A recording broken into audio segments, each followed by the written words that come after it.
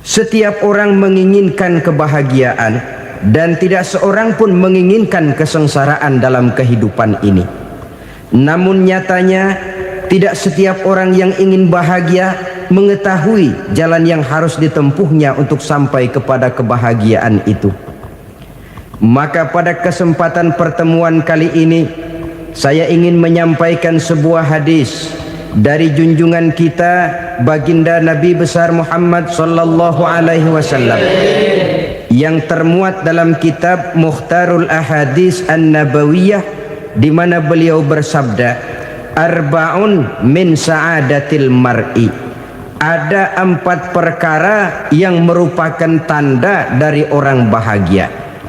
Saya mau tanya, di antara saudara-saudara yang hadir di sini, apa ada yang kepengen jadi orang sengsara?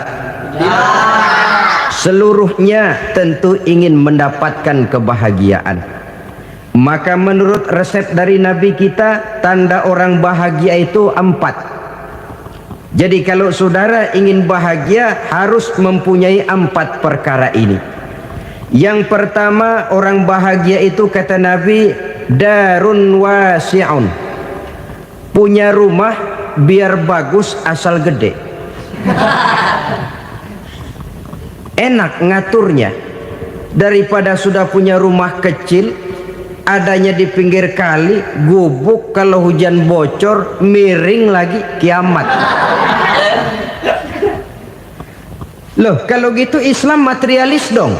Hadis ini boleh diartikan dengan makna hakiki, arti yang sebenarnya, boleh diartikan dengan makna majazi, arti kiasan.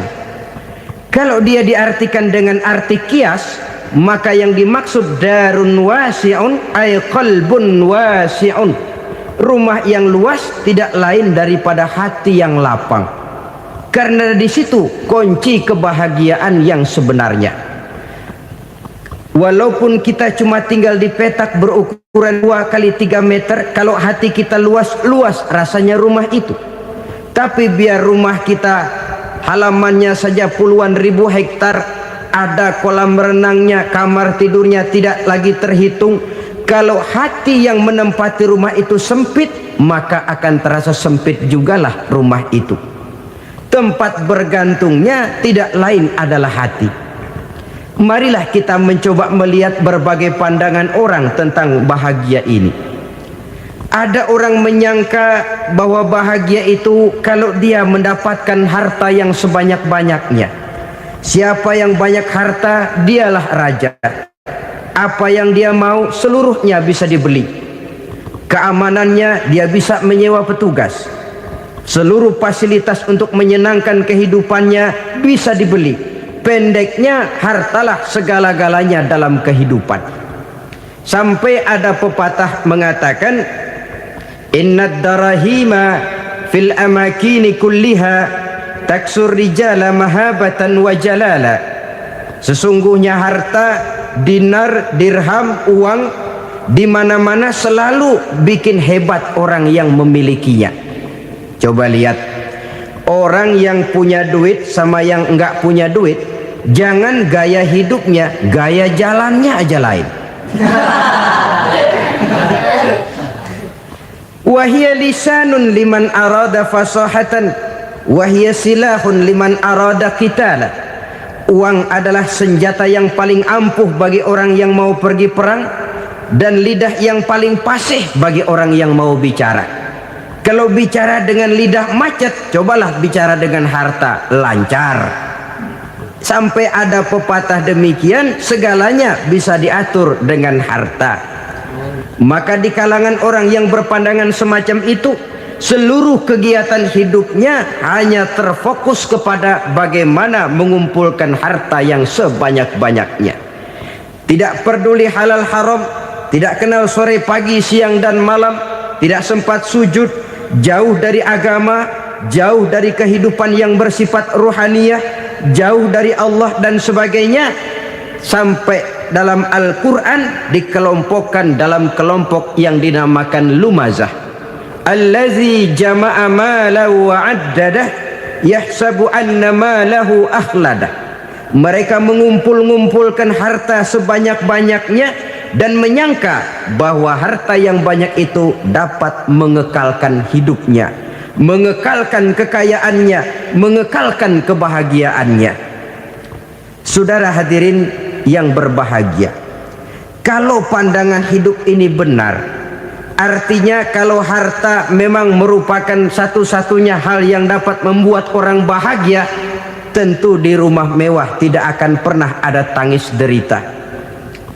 Tentu di satu tempat di mana fasilitas hidup serba menunjang tidak ada yang namanya penderitaan. Tapi suka dan duka, sedih dan gembira, senyum dan tawa adalah milik setiap orang, baik dia punya harta maupun dia tidak punya harta. Nyatalah bahwa harta semata-mata bukan merupakan jaminan bahwa orang akan bahagia, walaupun tanpa harta orang sulit untuk bahagia. Saya mau cerita, ada orang super kaya, namanya Aristotle Onesius, raja tanker Yunani. Dia punya kapal tanker saja konon sampai 11 banyaknya. Punya perusahaan penerbangan yang disebut Olympic Airlines, punya hotel di berbagai kota besar di dunia ini, sejak dari New York, London, Paris, Rome dan sebagainya. Bahkan punya pulau yang dia namakan Pulau Scorpio. Ini kan namanya sudah kaya nggak tanggung-tanggung, punya pulau. Nah, dia punya 2 orang anak, yang satu laki-laki namanya Alexander, yang satu perempuan namanya Maria Onesius. Seluruh harapannya tertumpah kepada anak lakinya Alexander ini, yang akan meneruskan usahanya, meneruskan kekayaannya, meneruskan dinastinya. Apa yang terjadi? Ternyata anak yang dia harapkan yang bernama Alexander ini mati muda dalam kecelakaan pada waktu dia olahraga. Apa olahraganya? Namanya olahraga anak orang kaya, golongan jet set. Olahraganya olahraga pesawat terbang. Jatuh, ya nggak kapungut, habis mati. Tinggal satu anak perempuannya, Maria Onesius. Tapi anak perempuan ini juga malah urakan. Terakhir dia pacaran, bahkan kemudian kawin sama orang Rusia. Rupanya Aristotle Onesius ini broken. Kekayaannya yang berlimpah ruah, perusahaannya yang begitu banyak, siapa yang akan meneruskan? Siapa yang akan menggantikan? Sampai kemudian dia mengurung diri di Pulau Scorpio dan mati di sana secara mengenaskan. Seorang multi jutawan, seorang yang super kaya, mati menyendiri di pulau sepi. Ibarat kata pepatah, anak ayam mati di lumbung. Bukan kekurangan makanan, keurugan makanan. Begitu kehidupan Aristotle Onesius. Dan banyak orang-orang yang sudah demikian kaya sampai dibingungkan oleh kekayaannya sendiri. Telusurilah kehidupan David Rockefeller misalnya, Henry Ford misalnya, Adnan Khashoggi misalnya, multi jutawan yang kadang-kadang dibuat keder oleh kekayaannya sendiri. Pantas ketika Imam Ali ditawarkan orang, "Ya Ali, kalau kepadamu disuruh pilih ilmu atau harta, kau pilih mana?" Ya jelas pilih ilmu dong. Kenapa? Pertama, ilmu kalau kita berikan kepada orang lain tambah. Tapi harta kalau kita berikan kepada orang lain kurang. Saudara punya uang 10.000, dibagi orang 5.000, jelas uang saudara berkurang. Tapi saudara punya ilmu, diberikan kepada orang lain bisa, saudara pun makin mantap. Tidak lantas jadi bodoh karena ngajarin orang. Saudara bisa Fatihah lalu mengajarkan orang Fatihah, orang bisa, saudara pun makin hafal. Tidak lantas setelah diajarin orang ilmunya hilang. Begitu datang dia minta orang, "Tolong ajarin saya Fatihah," udah habis, nggak ada.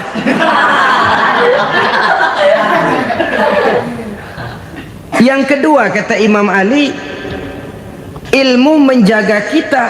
Kalau harta kita yang harus jaga. Makin banyak ilmu, makin terpelihara diri seharusnya. Tetapi makin banyak harta, makin bingung kita jaganya. Sampai kadang-kadang kalau perlu seluruh keliling rumah dipasangi alarm. Belum cukup disewakan anjing besar-besar, pasang di depan pintu, awas anjing galak. Masih belum cukup juga, cari centeng tukang-tukang kepruk jaga rumah. Masih terasa belum aman, padahal rumahnya dikelilingi tembok besar. Di balik tembok ada pintu-pintunya tebal. Di balik pintu itu terbuka masuk kamar, kamar pun ada pintunya, pintunya pun kuat.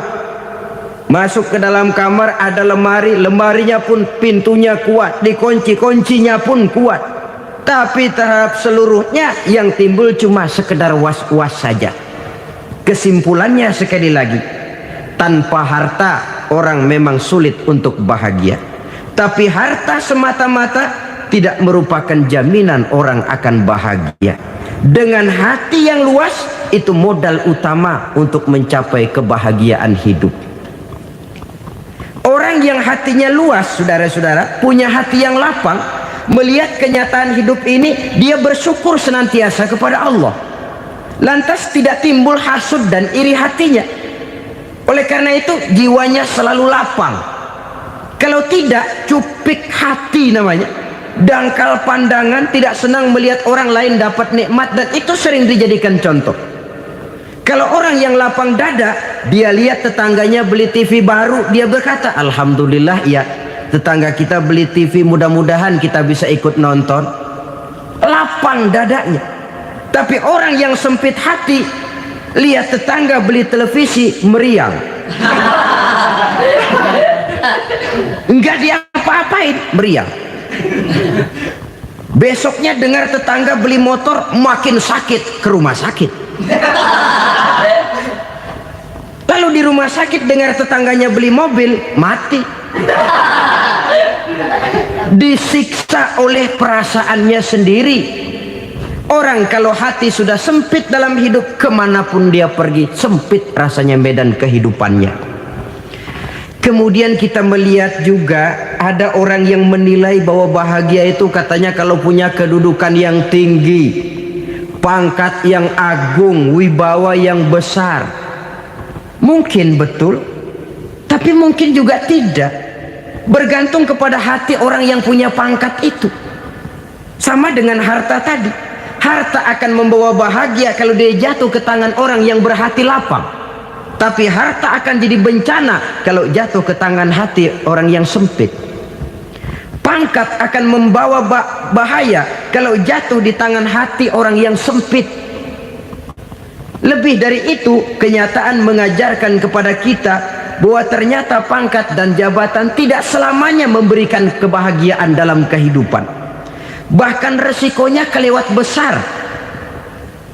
Beberapa bukti kita bisa ambil dari para pemimpin dunia yang menjadi korban lantaran pangkat dan jabatan yang disandangnya.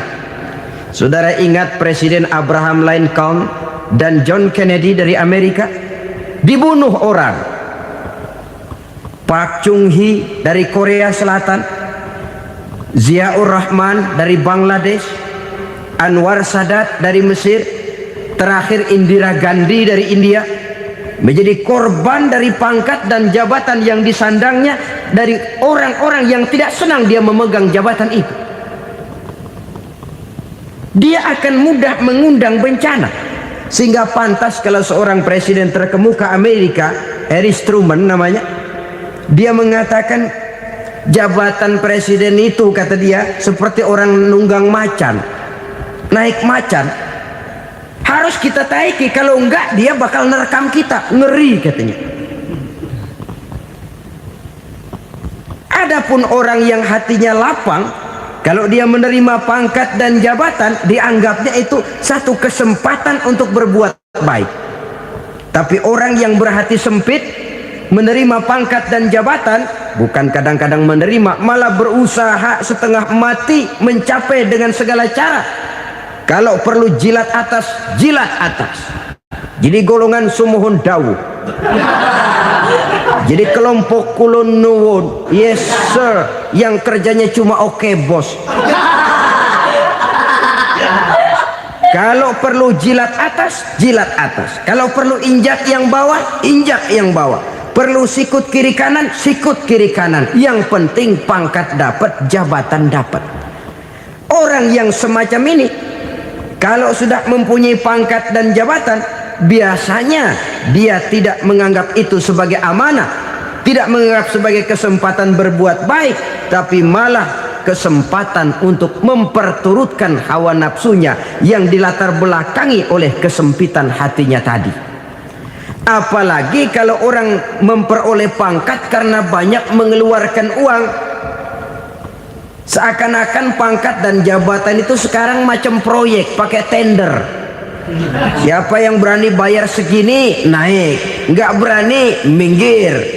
Padahal logikanya, kalau orang mencapai satu jabatan karena banyak mengeluarkan uang, hampir bisa dipastikan bahwa setelah jabatan itu dia pegang, langkah pertama yang akan dilakukannya ialah berusaha bagaimana uang yang dia keluarkan supaya kembali. Ya paling kurang pulang modal dulu dong. Soal mikirin rakyat soal nanti, tapi ini modal harus pulang. Itu celakanya kalau orang memperoleh pangkat dan jabatan cuma karena banyak mengeluarkan uang. Jarang orang yang mempunyai keyakinan dan pandangan bahwa pangkat dan jabatan merupakan amanah. Jadi sekali lagi, pangkat dan jabatan mungkin saja membawa kebahagiaan kalau jatuh ke tangan orang yang berhati lapang. Tapi bisa jadi bencana kalau dia jatuh ke tangan orang yang mempunyai hati yang sempit. Dan lagi-lagi stresnya hati yang lapang. Lalu sebagian orang, saudara, ada yang berpandangan katanya bahagia itu kalau jadi orang terkenal, mempunyai popularitas, menjadi idola di kalangan remaja, di kalangan orang tua, di segala lapisan masyarakat. Padahal makin populer orang makin terikat dia. Ya kalau macam kita ini kan nggak punya nama, nggak populer, tengah malam buta mau nongkrong di warung Tegal aman. Tapi pangkat, jabatan, kedudukan, popularitas menyebabkan kita diikat dengan berbagai macam peraturan. Cuma mandi sama ke WC saja yang nggak dikawal.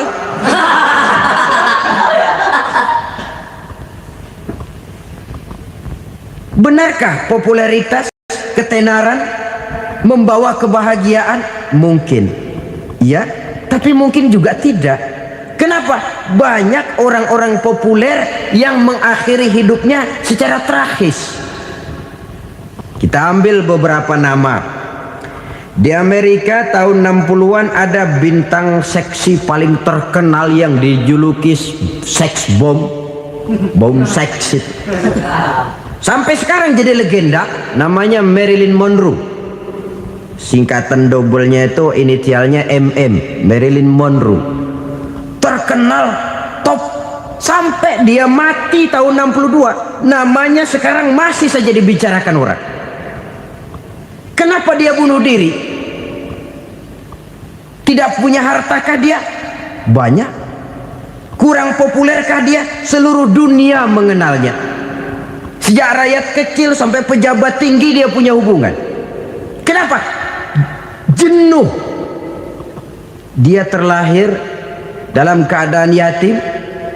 Setelah itu tidak lama dia berangkat remaja, ibunya meninggal, pindah dari wanita asuh ke wanita asuh sampai 12 orang ibu angkatnya. Dan kekecewaan yang paling parah, setiap laki-laki yang dekat dengannya hanya seperti kapal berlabuh, datang dan pergi silih berganti. Padahal dia merindukan seseorang yang bisa melindungi hidupnya. Dia rindukan itu dan dia tidak pernah menemukan. Itu yang akhirnya menyebabkan dia minum pil tidur kelewat dosis, minum obat tidur kebanyakan, ya tidur terus sampai sekarang.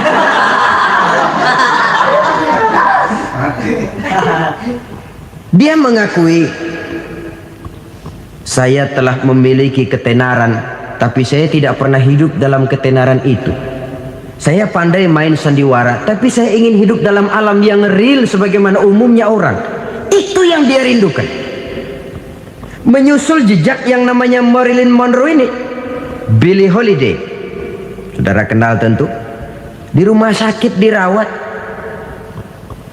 Dia juga minum obat overdosis, mati lagi.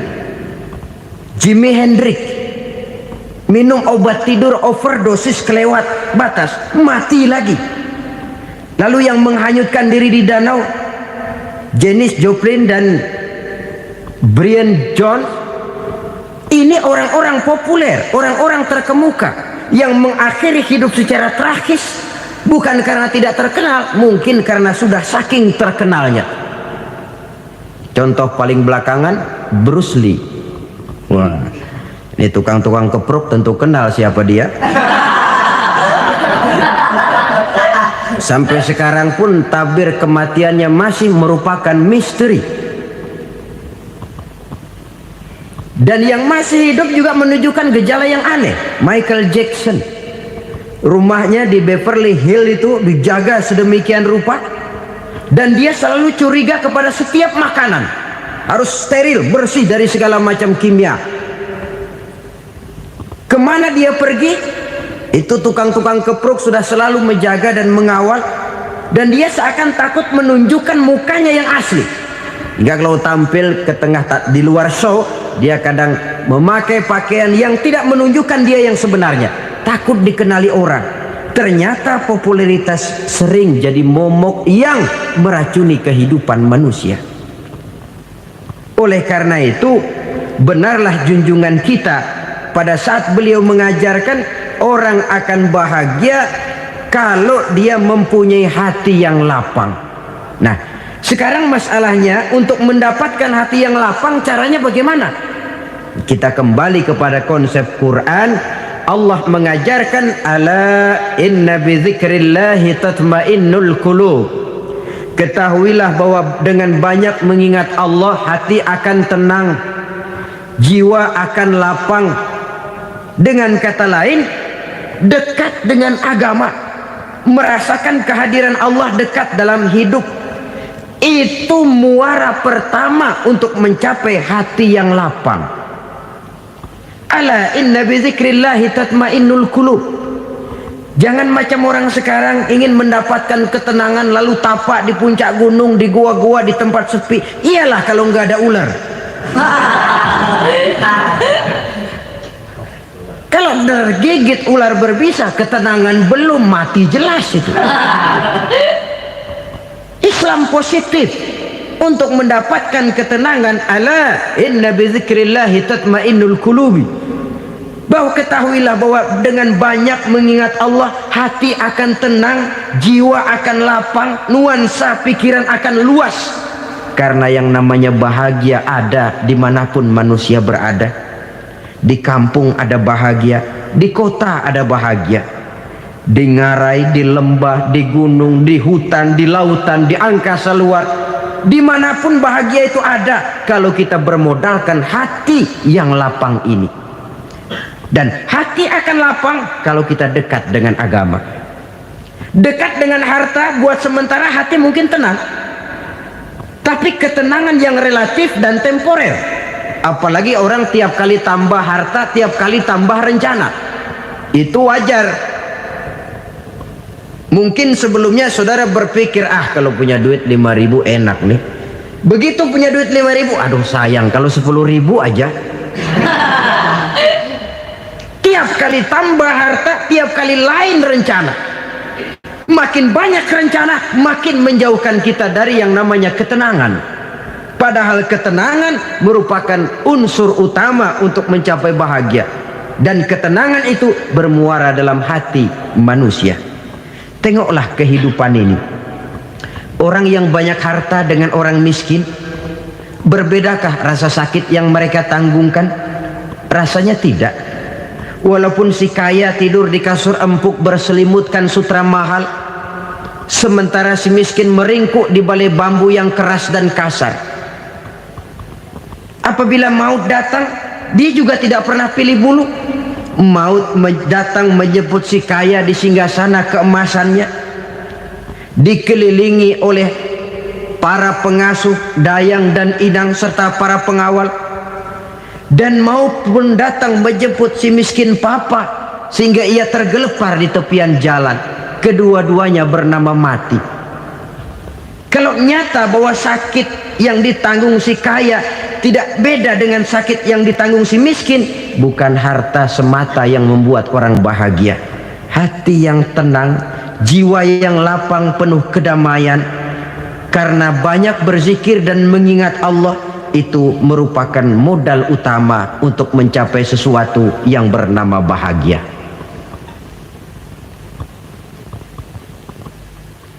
Saudara hadirin yang saya hormati, inilah yang pertama dari 4 ciri yang digambarkan oleh Nabi tentang tanda-tanda orang bahagia. Dan harus berangkat dari yang pertama ini, hati yang lapang. Ini yang harus kita miliki lebih dahulu, baru nanti akan menyusul kepada poin yang ketiga, kedua dan selanjutnya. Sebab kalau hati sudah terisi dengan jiwa yang lapang, seluruh persoalan insya Allah akan bisa kita atasi dengan sebagaimana mestinya.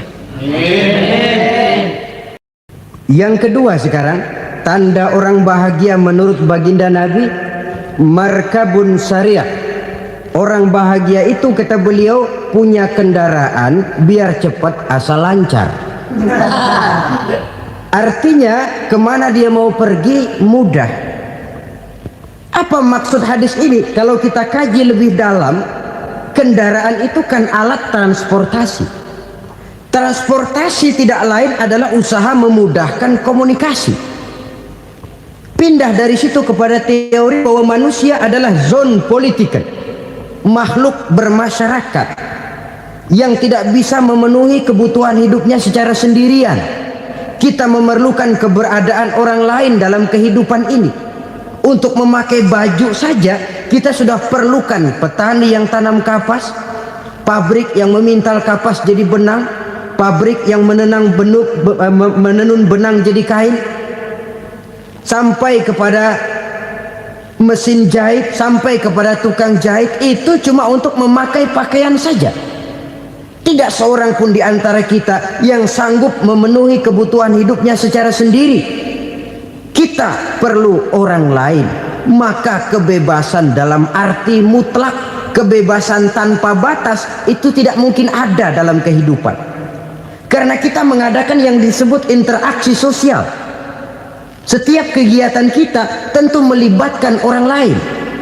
Menurut kita barangkali kita bebas jalan di jalan raya semaunya, tapi orang lain berkendaraan pun merasa bahwa ini ada juga jalan haknya, dan begitu selanjutnya. Oleh karena itu, maksud dari kendaraan yang cepat ini adalah khulata'uhu ma'as solihin. Lingkungan pergaulannya terdiri dari orang-orang soleh. Pergaulannya luas. Kemana dia pergi ada temannya. Kesulitannya ada tempat dia cerita. Dan kesulitan kalau sudah diceritakan kepada orang lain, taruh kata orang itu tidak bisa menolong, namun menceritakannya kepada orang yang kita percayai, kan paling kurang sudah mengurangi beban jiwa, mengurangi tanggungan batin, merasa masih ada tempat kita cerita. Maka lebih baik orang awam yang mau bergaul ketimbang orang setengah alim tapi ngunci pintu. Sebab nantinya akan timbul sikap picik, cupik pandangan, dan tidak luas menghadapi kenyataan dalam kehidupan ini. Namun yang harus kita garis bawahi, pergaulan memang mesti luas. Namun jangan sekali-kali lupa bahwa pergaulan sangat besar pengaruhnya dalam ikut membentuk kepribadian manusia. Sehari-hari bisa kita bilang, kalau kita dekat sama tukang minyak wangi, sekalipun nggak dibagi minyaknya, baunya tentu dapat. Betul?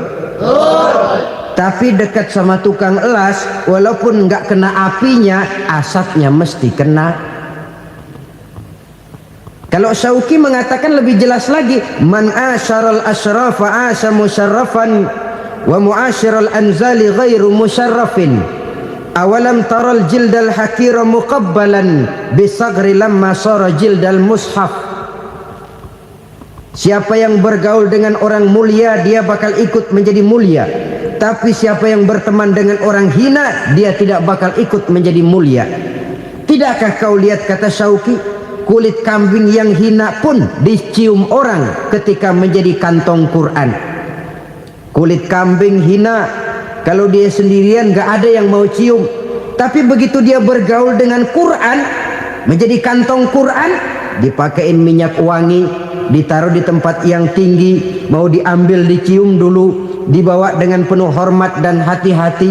Kulit kambing yang hina lantaran berteman dengan Quran, numpang mujur. Tapi coba lihat kalau kulit kambing berteman dengan kayu, jadi beduk, habis. Zohor dikemplang, asar dipukul. Itu pun sedikit saja, cuma salah milih teman. Yang temennya Quran dihormati orang, yang temennya kayu lantaran jadi beduk, gelap-gelap subuh orang udah kemplangi.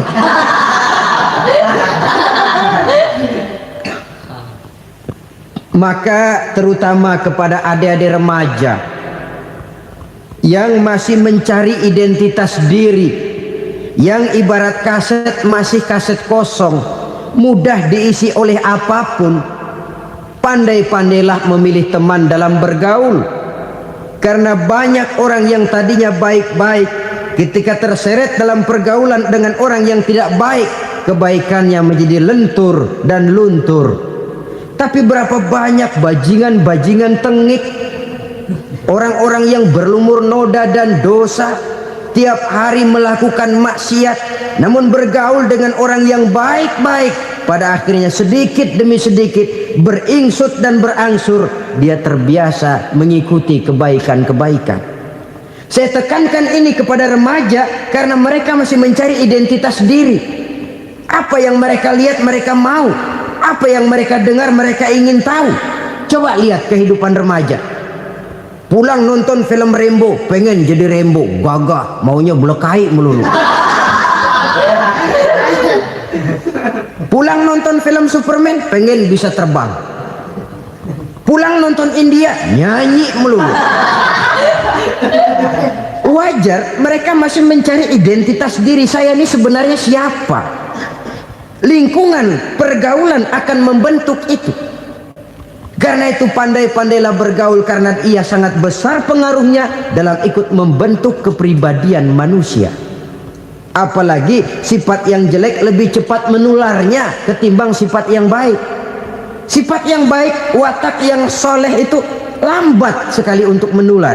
Tapi yang tidak baik, kan prosesnya mah kalau remaja biasanya mula-mula dengar.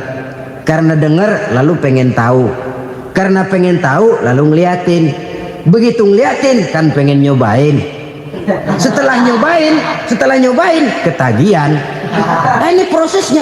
Yang namanya ganja, morfin, narkotik awalnya kan begitu. Mula-mula denger katanya kalau sudah fly to the sky, sudah melayang ke langit katanya, disitulah puncak kebahagiaan. Mulanya cuma denger, karena denger pengen tahu, karena pengen tahu lalu ngeliat, kumpul sama orang yang suka ngeganja. Setelah ngeliat, nah pengen ngerasain. Begitu ngerasain enak juga, ketagihan.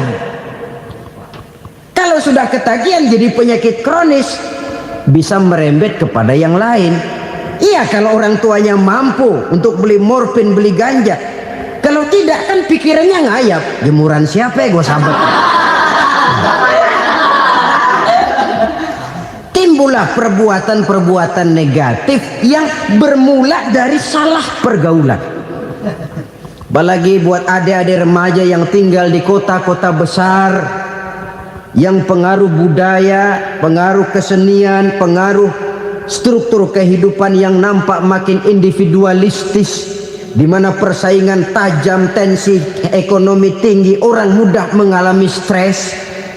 Pandai-pandailah dalam bergaul, sekali lagi, karena ia sangat besar pengaruhnya dalam ikut membentuk kepribadian manusia. Orang bahagia punya kendaraan yang cepat. Artinya punya pergaulan yang luas dan lingkungan pergaulannya terdiri dari orang-orang yang soleh. Kemana dia pergi ada teman, kesulitannya ada tempat dia cerita. Tapi kalau sudah menyendiri, hidup sendiri, kesulitan dipikiri sendiri, bisa mati belum waktunya. Tidak ada tempat berbagi rasa, tidak ada tempat bercerita, tidak ada tempat mengurangi beban dalam kehidupan. Pantas betul kalau Islam sangat menggalakkan dan menganjurkan orang kalau sudah sampai waktunya itu untuk melangsungkan nikah. Kata Nabi, ya ma'syaras syabab man istata'a minkumul ba'at falyatazawwaj. Hai para pemuda, kalau sudah mampu memberi nafkah, kawinlah, nikahlah kamu. Kenapa? Sudah ada teman hidup, tempat berbagi rasa. Kesulitan kalau ada tempat cerita akan lebih ringan ketimbang kita telan sendiri, walaupun bobot kesulitannya sama beratnya. Saudara-saudara kaum muslimin rahimakumullah, inilah ciri yang kedua, punya kendaraan biar cepat asal lancar. Kemana kita mau pergi gampang. Dengan kata lain, setelah hati yang luas, pergaulan yang luas. Dua. Yang ketiga sekarang, tanda orang bahagia itu menurut Nabi, misbahun mudhi'un, punya lampu yang terang. Oh, itu enggak problem. Sekarang sudah zamannya listrik masuk desa, Pak. Lampu sudah terang semua. Betul, kalau itu yang dimaksud. Tapi tidak cuma itu. Karena lampu yang dimaksud di sini, lampu yang akan menerangi seluruh perjalanan hidup. Dan perjalanan hidup itu sudah dimulai sejak kita terlahir ke alam ini sampai masuk ke alam barzah, kumpul di padang mahsyar sampai ke akhirat. Lampu yang menerangi itu yang diperlukan. Kalau lampu, katakanlah yang paling top sekarang kan lampu jenis Mercury. Taruhlah itu di rumah kita, dia cuma menerangi rumah kita, menerangi hati pun tidak sanggup.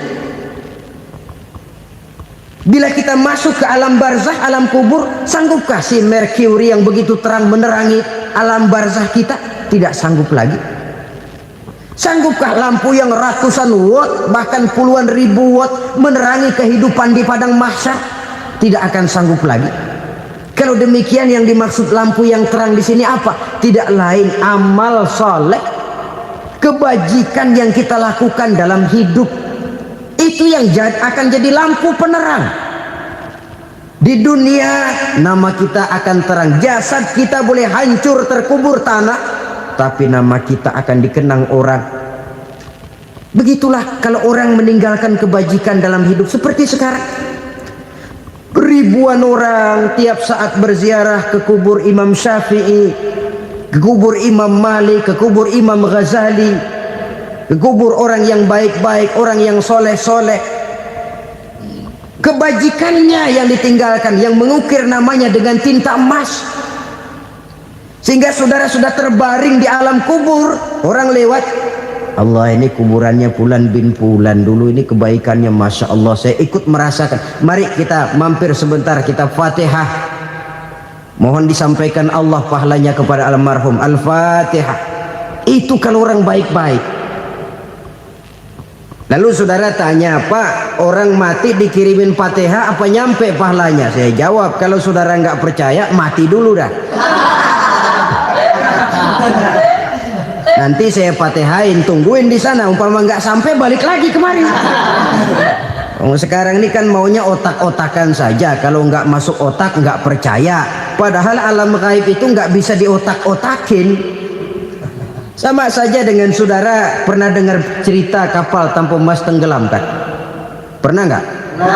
Di mana? Salembo. Di laut Masalembo. Begitu ke Tampo Mas tenggelam, ratusan penumpang itu terjun ke laut, dipermainkan gelombang, berjuang menghadapi maut itu. Orang lagi timbul tenggelam di lautan, dihantam ombak, kita tengokin pakai helikopter. Pak, lagi timbul tenggelam ya? Iya, tolongin. Jangan khawatir Pak, nih saya kirim intan Pak, harganya 10 juta.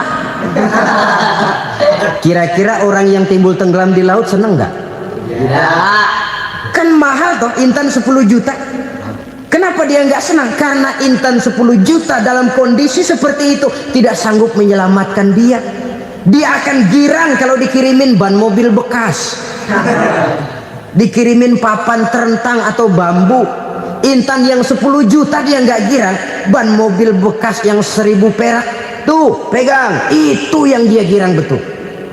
Inilah sebabnya Nabi berkata, mal mayyitu fi qabrihi illa kal ghariqil mutaghawwis. Orang yang meninggal di alam kuburnya seperti orang timbul tenggelam di lautan. Yantaziru da'watan min ahli, menunggu doa dari keluarganya yang masih hidup. Duh, bapak saya sudah meninggal, saya sayang benar sama dia. Kirimin kulkas ke kuburannya Itu sama saja dengan tadi orang tenggelam di lautan dikirimi intan yang harganya 10 juta, ndak sampai. Begitulah kalau kebajikan yang kita tinggalkan dalam hidup, sudah mati pun kubur kita masih diziarahi orang. Tapi kalau jahat yang kita tinggalkan, boro-boro lah orang mau doa lewat dekat kuburan kita juga serem. Tuh bajingan dulu mati dipendem di situ tuh. Jangan lewat situ, ntar kesurupan, jangan. Lewat saja orang ngeri. Konon lagi membacakan Fatihah dan mengirimkan doa. Hidup pada hakikatnya adalah kesempatan untuk berbuat baik. Maka sekali kesempatan itu diberikan, manfaatkan dengan sebaiknya. Sebab kesempatan kedua tidak akan pernah ada. Kesempatan berbuat baik di sini, di akhirat sudah pembalasan namanya. Sekali kesempatan itu dicabut, dia tidak akan pernah dikembalikan lagi. Kata Iqbal, hidup tidak mundur ke belakang, Bung. Berhenti diinjak orang, mundur hancur. Tidak ada kata mundur dalam hidup ini. Berhenti diinjak orang, mundur kecebur. Tidak ada kata lain. Harus maju dalam kehidupan, dalam artian yang positif. Hidup adalah kesempatan untuk mengumpulkan kebajikan yang sebanyak-banyaknya. Di situ nilai daripada manusia. Sekarang ini memang nggak kelihatan kok, orang yang banyak pahala sama yang banyak dosa nggak kelihatan kok. Barangkali kalau habis bikin dosa palanya pada benjol, mungkin orang takut sama dosa. Tapi sekarang sama saja, orang yang banyak dosa dengan yang nggak banyak dosa jalan bareng dari belakang, sama, nggak kelihatan beda. Tapi ada waktunya di mana pahala memegang peranan, di mana dosa diperlihatkan. Sama saja kalau kita bawa mobil siang, lampu kan nggak begitu berfungsi. Apa lalu bilang, alah ini lampu berat-beratin, copot-copotin aja dah. Tidak perlu begitu. Kenapa? Pada suatu saat malam senja akan datang. Bila matahari terbenam, senja pun datang, gelap mulai merayap, disitulah baru terasa perlunya lampu. Pahala begitu. Sekarang orang yang nggak ada pahalanya nggak kelihatan dalam kehidupan. Tapi pada suatu saat senja kehidupan akan datang. Ajal merenggut nyawa, malam merayap, dan hidup mulai diliputi kegelapan di alam barzah. Dikala itu kalau nggak punya lampu, alangkah malangnya kita. Sebab amal yang baik, kata Nabi, di alam barzah itu akan diciptakan menjadi perempuan yang cantik menemani kita. Amal yang jahat akan menjadi orang yang paling jelek nemenin kita. Sudah di tempat gelap yang nemenin jelek.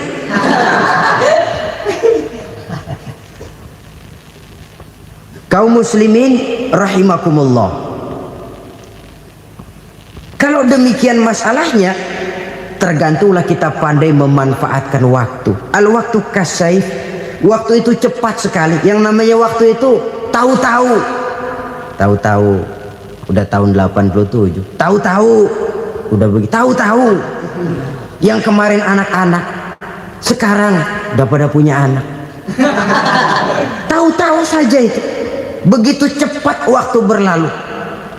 Kalau tidaklah pandai kita memanfaatkannya, akan rugi kita. Nabi bersabda, man kana yaumuhu khairun min amsihi fahuwa rabih. Barang siapa yang hari ini lebih baik daripada hari kemarin, itu orang untung. Hari ini lebih baik daripada kemarin. bulan ini lebih baik dari bulan kemarin, tahun ini lebih baik dari tahun kemarin, itu orang yang beruntung. Tahun kemarin sembayangnya maghrib doang, sekarang udah tambah isya. Tahun kemarin cuman Idul Fitri aja ngancem bener, sekarang udah tambah Jumat, lalu tambah lagi maghrib, tambah lagi isya, dan selanjutnya. Hari ini lebih baik daripada kemarin, itu orang yang beruntung. Wa man kana yaumuhu mislu amsihi fahuwa khasir. Lalu barang siapa yang hari ini sama saja dengan hari kemarin, itu orang rugi. Hari ini sama dengan kemarin, rugi itu. Bulan ini begitu, bulan kemarin begitu, tahun ini begitu, tahun lalu juga begitu. Rugi itu orang. Rugi apa? Rugi umur. Umur tambah, amalan gak pernah tambah. Dan saya pikir lebih merupakan azab ketimbang nikmat kalau orang dikasih panjang umur cuma untuk numpuk dosa. Mending mana? Panjang umur banyak dosa sama pendek umur dikit dosa? Mending mana? Mending mana? Ya, paling mending tentu panjang umur banyak pahala. Tapi kalau tidak, sekali lagi, lebih merupakan azab ketimbang nikmat kalau orang diberikan panjang umur tapi cuma untuk sekedar menumpuk dosa. Kehilangan kesadaran bahwa dunia bukan terminal akhir dari satu perjalanan. Dia cuma halte di mana kita berhenti sebentar untuk menuju kepada terminal yang hakiki. Saudara-saudara kaum muslimin rahimakumullah, inilah lampu yang akan menerangi kehidupan, amal yang kita lakukan di dalam kehidupan. Jadi yang dimaksud dengan lampu yang terang, kebajikan yang kita kerjakan dalam hidup. Nah, setiap orang di awal tadi saya bilang ingin bahagia.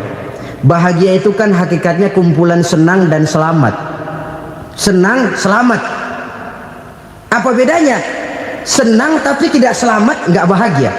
Selamat tapi nggak senang, nggak bahagia orang. Contoh, kalau orang korupsi, duitnya banyak, senang dia, tapi keselamatannya. Ada tentara baris di samping rumahnya udah bingung, padahal tentara latihan. Tentara cuma latihan, dia bingung. Senang, tapi karena keselamatannya tidak terjamin, dia tidak bahagia. Sebaliknya pegawai negeri jujur benar cuma segaji-gajinya, selamat nggak korupsi tapi melarat, ya nggak bahagia juga, kurang senang. Kesenangan dan keselamatan untuk dunia saja, ya sekali lagi, kalau cuma sekedar untuk dunia saja bisa dibeli pakai uang, bisa dibeli pakai uang. Saudara ingin selamat bisa dibeli pakai uang, saudara ingin senang bisa dibeli dengan uang. Tapi setelah mati masuk ke alam barzah, habis kekuasaan uang, nggak bisa lagi beli keselamatan pakai uang, tidak mungkin lagi membeli kesenangan dengan uang. Di situ pahala yang megang peranan. Makin banyak pahala, makin banyak saham untuk membeli kesenangan dan keselamatan, untuk memperoleh yang namanya bahagia. Dan jangan lupa loh, di alam barzah kita nggak sebentar, menunggu datangnya kiamat. Loh iya, kalau kita begitu dikuburin terus kiamat datang, untung. Tapi kalau masih harus 1000, 2000, puluhan ribu tahun yang akan datang, dalam satu penantian yang begitu lama, tanpa saham untuk memperoleh kebahagiaan, satu kemalangan yang tidak ada pernah putus-putusnya. Janganlah tergelincir oleh kebahagiaan sebentar yang menipu dengan mengorbankan kebahagiaan hakiki yang berjangka panjang. Apa artinya senyum sejenak kalau harus ditebus dengan tangis seumur hidup? Biarlah kita minum jamu, pahit memang, getir memang, tapi kan besok badan sehat. Daripada sekarang minum sirup, manis memang, enak memang, tapi bibir pada jontor besok. Sirawan, batuk, nggak karu-karuan. Banyak orang tertipu oleh kesenangan yang sebentar. Padahal laisa kullu ma yalma'u zahaban. Belum tentu semua yang berkilat itu emas. Belum tentu semua yang gemerlap itu intan. Karena itu marilah manfaatkan kesempatan yang diberikan Allah ini untuk mengumpulkan kebajikan yang sebanyak-banyaknya. Yang terakhir sekarang, yang keempat, tanda orang bahagia kata Nabi. Zaujatun salihah. Orang bahagia itu tanda yang keempat kata Nabi, punya istri biar cakep asal taat. Sudah surga itu sudah. Cakep taat. Istri kayak gitu, kalau belum mati jangan dikuburin dulu.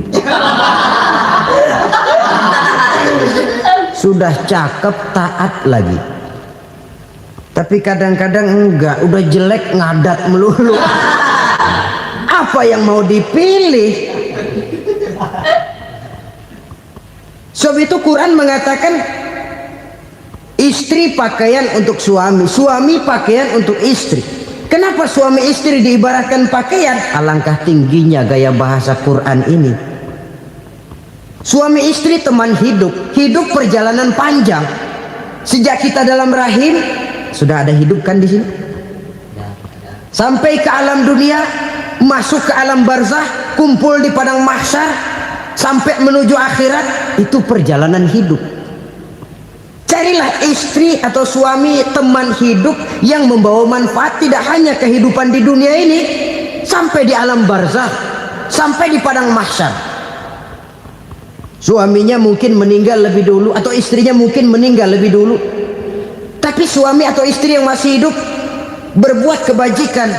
Suami saya meninggal, ada hartanya, saya sedekahkan, niat pahala untuk almarhum suami saya. Ini teman hidup,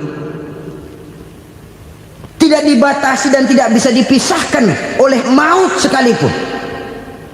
Zohirnya mungkin pisah, badannya mungkin pisah, tapi hatinya, jiwanya, kebersamaannya dalam menghadapi kehidupan.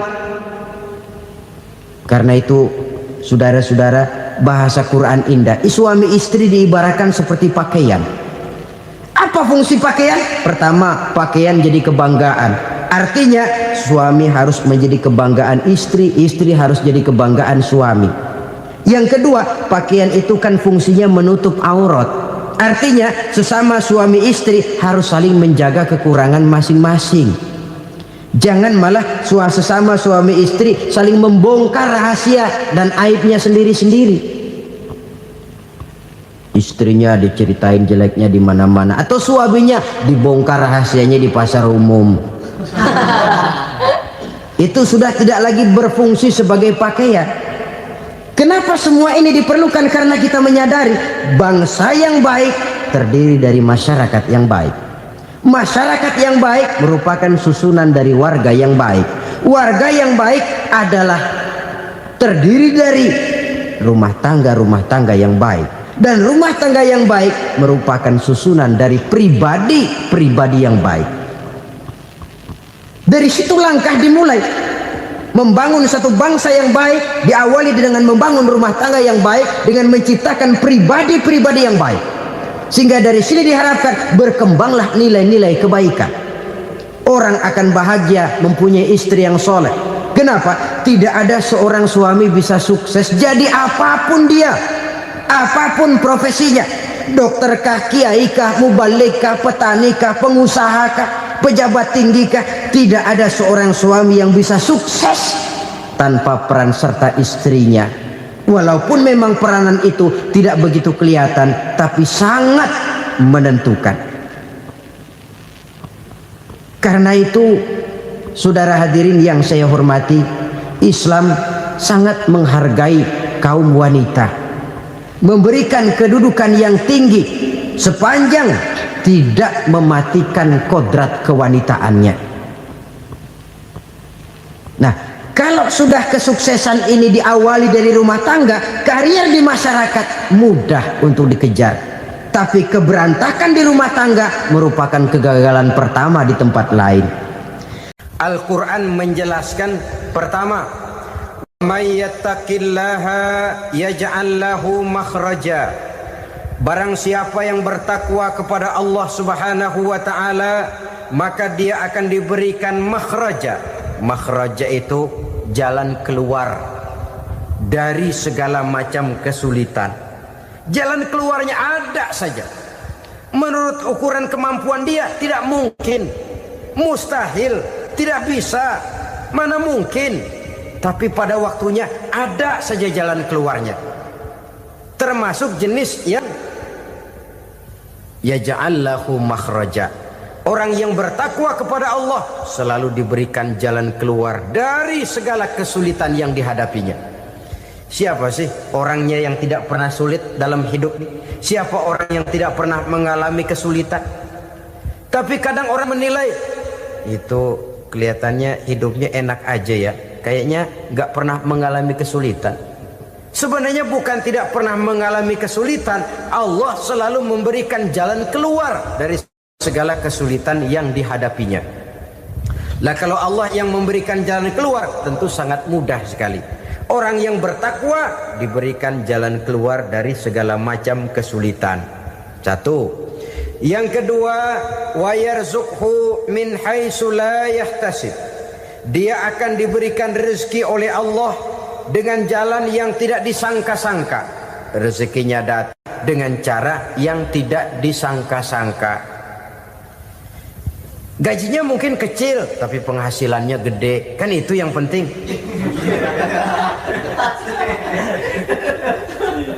Gaji dan penghasilan kan lain tuh.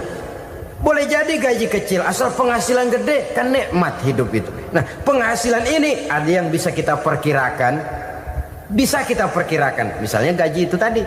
Kalau saya kerja, gaji saya begini. Ada rezeki yang masuk min haitsu la yahtasib. Tidak kita sangka-sangka, tidak kita duga-duga, tahu-tahu ada saja rezeki. Datang orang bawa persoalan yang mendatangkan hasil.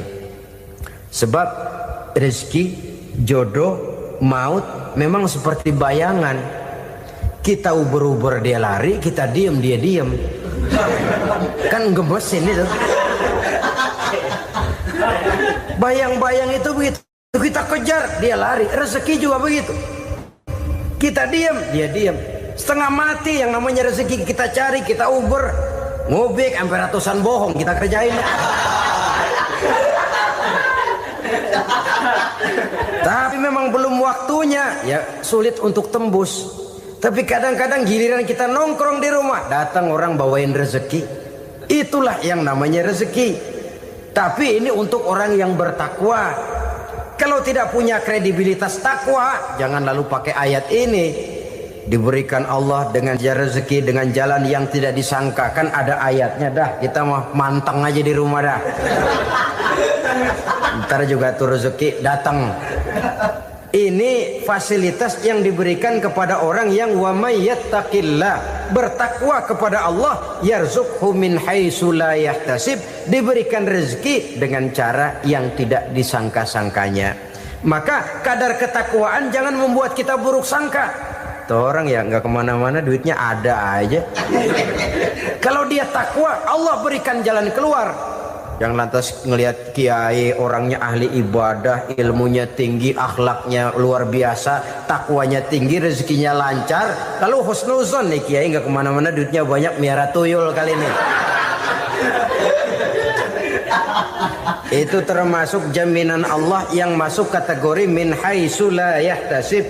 Yang ketiga, yaj'al lahu min amrihi yusra, dimudahkan segala urusannya.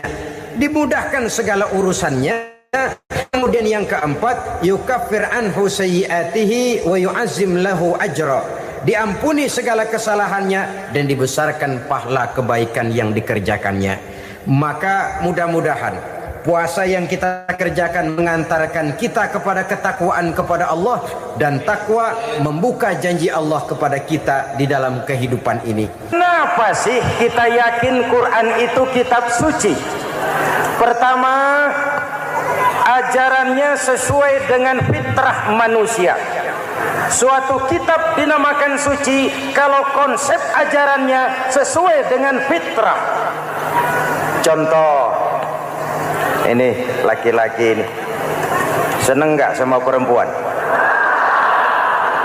Normal. Kalau nggak seneng, saya ragu-ragu. Perempuan seneng nggak sama laki-laki?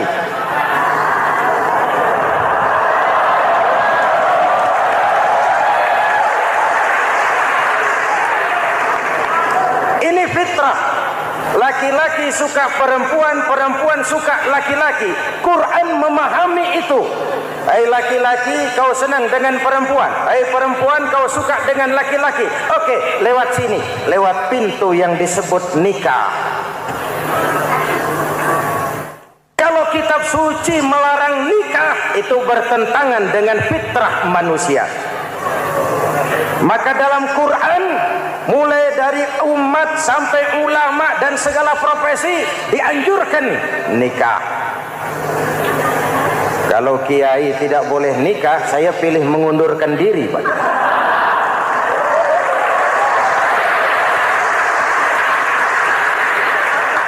Itu bertentangan dengan fitrah. Lagian mubazir dikasih perabotan nggak dipakai.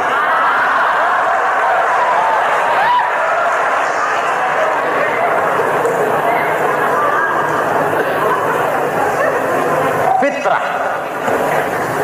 Contoh lagi, manusia perlu makan.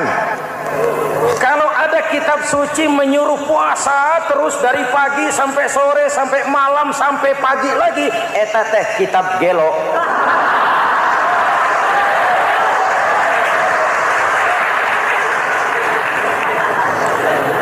Quran sesuai dengan fitrah, puasa mulai dari imsak sampai datang waktu maghrib. Puasa ngebleng dari pagi sampai sore sampai malam merusak kesehatan.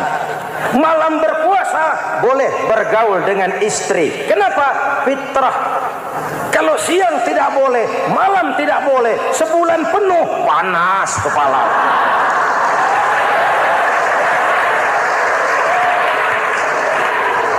Rontok rambut. Hadirin yang saya hormati, itu yang pertama. Yang kedua, kita yakini Quran sebagai kitab suci karena isinya tidak saling bertentangan, konsekuen, konsisten. Kalau ada satu kitab, di satu ayat mengajarkan Tuhan Esa, di lain ayat mengajarkan tiga, liar itu mah. Bagaimana kitab suci isinya paradoks? Bagaimana kitab suci isinya saling bertentangan? Di ayat manapun sekali Quran berkata Allah itu Esa, selamanya Esa. Isinya tidak saling bertentangan. Lalu yang ketiga, kita yakini Quran kitab suci karena dia bersih dari intervensi manusiawi. Sejak turunnya Al-Quran menantang, jikalau kamu ragu terhadap Quran yang kami turunkan kepada hamba kami Muhammad, kamu anggap itu cuma bikinan Muhammad. Kalau Muhammad bisa, kamu tentu bisa. Baik, bikin satu surah semacam Al-Quran. 14 abad yang lalu tantangan ini turun dan sampai malam ini belum terjawabkan. Pak, barangkali tidak ada yang mau coba. Banyak. Antara lain Musailamah Al-Kazzab. Dia mencoba membuat menandingi Al-Quran. Dia buat satu surah namanya surah Al-Fil. Bunyinya begini, bikinan Musailamah. Al-Fil, wa mal-fil, wa ma adraka mal-fil, lahu khurtumun tawil, wa lahu zail. Sudah berbentuk syair. Isinya apa? Al-Fil, gajah.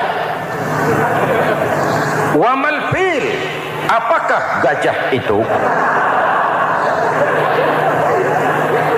Wa ma adraka mal-fil, tahukah kamu apa itu gajah? Lahu khurtumun tawil, dia punya belalai panjang. Wa lahu zail, dan dia punya ekor. Enggak usah turun ayat begituan, orang tahu.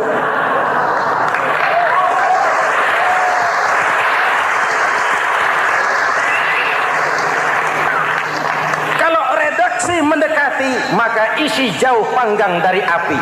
Kitab suci bersih dari campur tangan manusiawi. Maka Al-Quran, ke bahasa apapun dia diterjemahkan, naskah aslinya tetap ikut. Dia boleh diterjemahkan ke bahasa Sunda, bahasa Jawa, bahasa Padang, bahasa Inggris, bahasa Jerman, bahasa Belanda, naskah aslinya tetap ada. Kenapa? Bahasa ke bahasa perbedaannya sering frontal. Kalau dari gelas menjadi gelas, eta mah caket. Dari lamp menjadi lampu, itu masih serumpun. Tapi cokot Sunda dengan cokot Jawa, itu jauh bedanya. Atos Sunda dengan atos Jawa, itu jauh. Ulama Sunda sama ulama Jawa nggak pernah akur kalimat atos ini.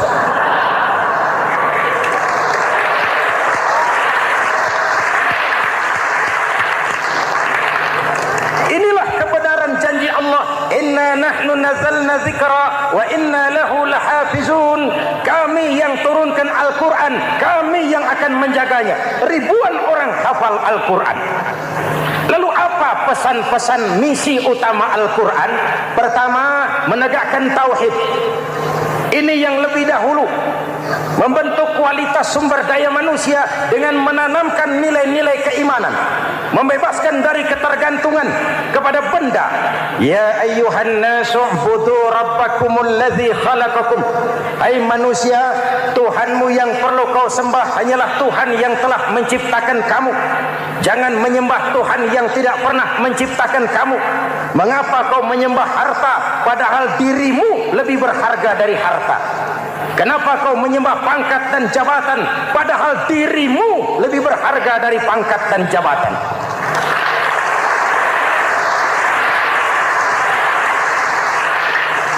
Diajak rasio berpikir, Tuhanmu yang perlu kau sembah hanyalah Tuhan yang menciptakan kamu. Dan Tuhan yang menciptakan kamu itu Tuhan yang lam yalid walam yulad, yang laisa kamislihi syai'un, dan itulah Allah Subhanahu wa taala. Ayo orang teh, ayeuna teh. Boleh pakai teh? Ayeuna teh, kita teh. Kalau kepada syirik jali, syirik yang terang-terangan, insya Allah tidak. Nyata-nyata menyembah berhala, tidak. Nyata-nyata menyembah pohon, tidak. Nyata-nyata berkeyakinan Tuhan lebih dari satu, tidak. Tapi kita sering terjebak pada syirik kecil, syirik khafi, syirik yang tersamar. Saya sejak pakai cincin ini, jangankan anak gadis, nenek-nenek ngelihat saya cincin. Jangankan anak gadis, nenek-nenek lihat saya lemes cincin. Ini saya sejak ada perkutut di rumah ini dagang lancar perkutut.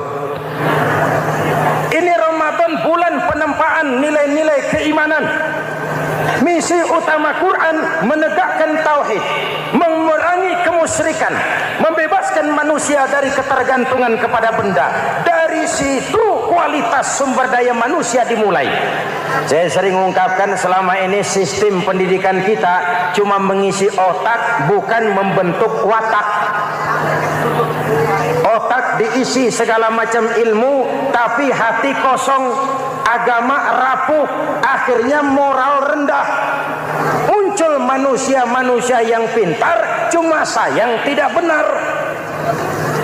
Indonesia kita bangkrut, Indonesia kita terpuruk, Indonesia kita sakit sekarang ini, kan ulahnya orang-orang yang pintar tapi tidak benar.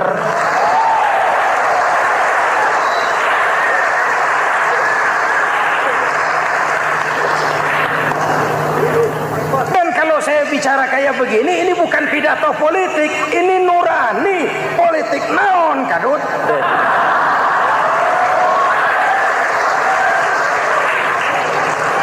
Ini nurani, ini tanggung jawab sebagai anak bangsa. Ibu bapak, saudara-saudara hadirin yang saya hormati, Rasul kalau masuk sepertiga yang akhir, sing-singkan lengan baju, hamparkan sajadah, lebih banyak di masjid daripada di rumah. Itu Rasul.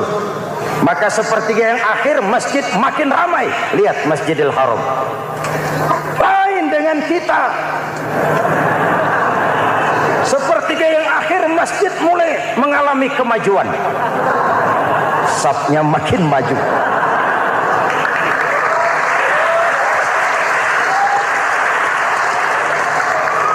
pasar ramai, terminal beludak.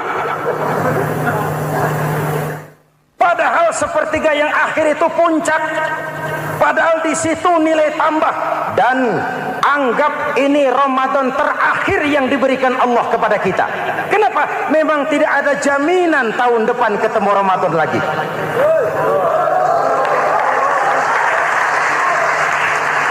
Anggap ini Ramadan terakhir yang diberikan Allah kepada kita. Tidak ada jaminan tahun depan Ramadan akan ketemu lagi. Tidak ada jaminan. Manfaatkan peluang ini untuk melakukan pemutihan. Semua kita melakukan introspeksi. Tidak tahu kita Ramadan tahun depan nanti masih ketemu apa tidak. Sebagaimana kita tidak tahu kita masih hidup atau tidak. Hadirin yang saya hormati, misi kedua Al-Quran, persaudaraan, kebersamaan atas dasar keadilan dan kebenaran. Manusia bersuku-suku, ya. Manusia berbangsa-bangsa, memang itu diakui oleh Al-Quran. Inna khalaqnakum min dzakari wa untha wa ja'alnakum syu'uban wa qabaila. Kami ciptakan kamu dari laki-laki dan perempuan. Kami jadikan kamu bersuku-suku dan berbangsa-bangsa. Apa tujuannya? Agar kamu saling mengenal satu dengan yang lain. Persaudaraan, kebersamaan atas dasar keadilan dan kebenaran. Yang terlepas dari ras. Dari manapun orang datang, apapun warna kulitnya, dari suku apapun ia dilahirkan, kalau akidahnya sama, itu kan saudara kita.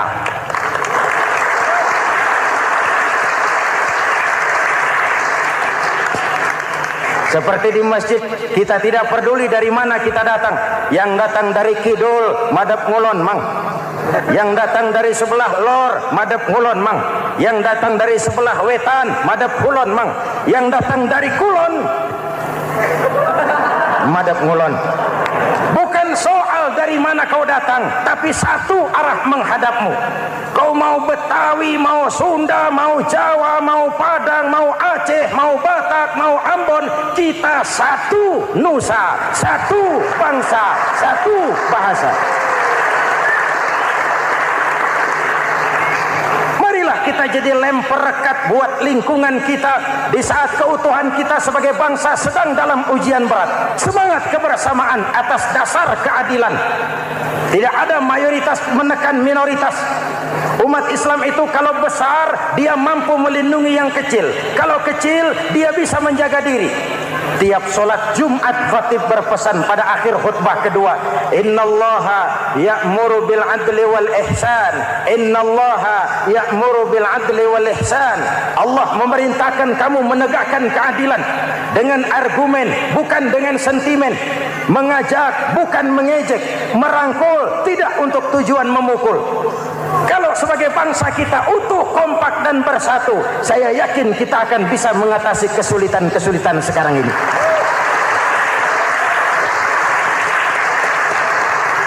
Kan kita prihatin kadang-kadang tawuran antar desa, antar RT, antar RW, antar kecamatan, sampai antar elit di atas. Makanya saya ulang lagi pesan ini. Kalau elit di atas tawuran, jadilah penonton yang baik. Saudara-saudara kaum muslimin yang saya cintai, kita prihatin, kita seakan tercabut dari akar budaya kita sebagai bangsa. Kenapa kita yang berfalsafahkan Pancasila, kenapa kita yang berketuhanan yang Maha Esa tiba-tiba jadi beringas dan brutal? Ada maling ayam ketangkap, disiram bensin, dibakar hidup-hidup. Kok kita bisa begitu? Street justice, pengadilan jalanan mulai tegak. Iyalah kita tidak puas dengan kerja aparat kita, tapi jangan main hakim sendiri. Ini negara, bukan hutan.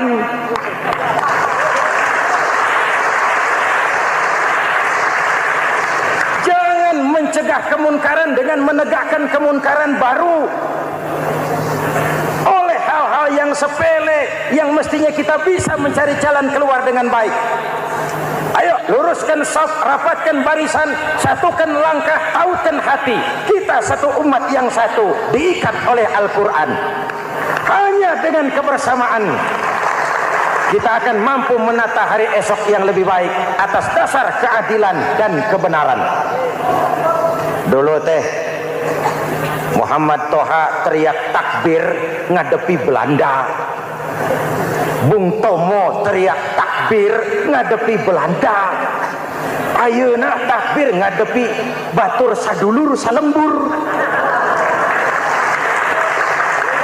Nanaonan.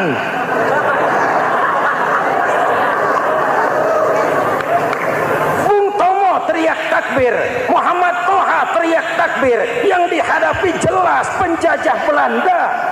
Kita ngadepi saudara sendiri, Allahu Akbar, yang sana teriak Allahu Akbar, setan tepuk tangan di tengah. Yuk kita rukun yuk, kita kompak yuk, kita bersatu yuk, kita pulang yuk.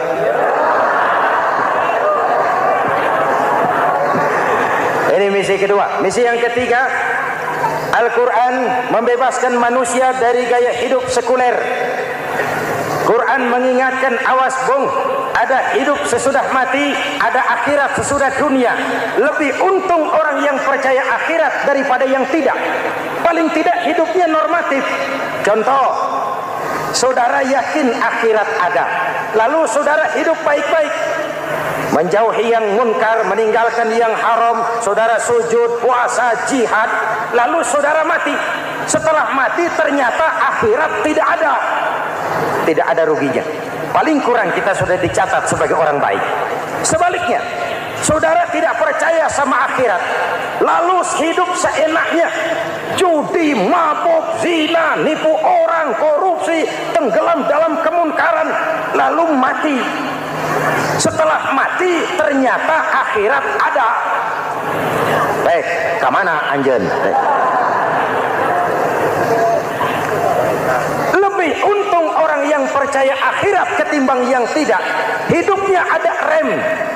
Iya pak, saya kepengen banyak uang, tapi kalau main judi nanti di akhirat bagaimana? Iya, saya kepengen jadi orang kaya, tapi kalau korupsi, nipu orang, buka peternakan tuyul, nanti di akhirat bagaimana? Gaya hidup yang berkeseimbangan. Ada hidup sesudah mati dan ada akhirat sesudah dunia. Yang keempat, Quran membebaskan manusia dari belenggu kebodohan. Quran ayat yang pertama turun sudah berkata, Iqra, baca, kamu jangan jadi bodoh. Kebodohan menimbulkan kemiskinan, kemiskinan mendekatkan kepada kekufuran.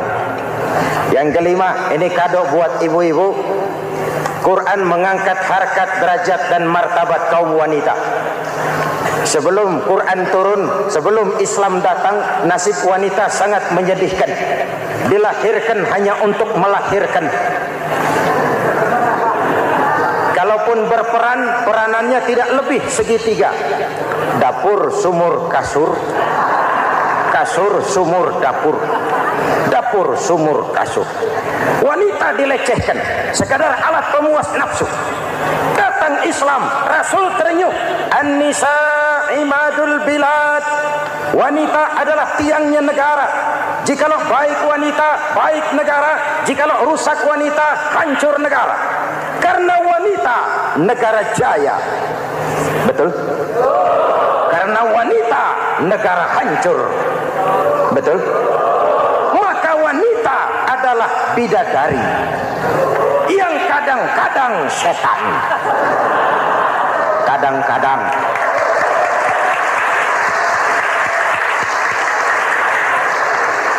Ini yang hadir di sini bidadari semua. Ibu bapak, saudara-saudara hadirin yang saya hormati. Lalu bagaimana sikap kita terhadap Al-Quran?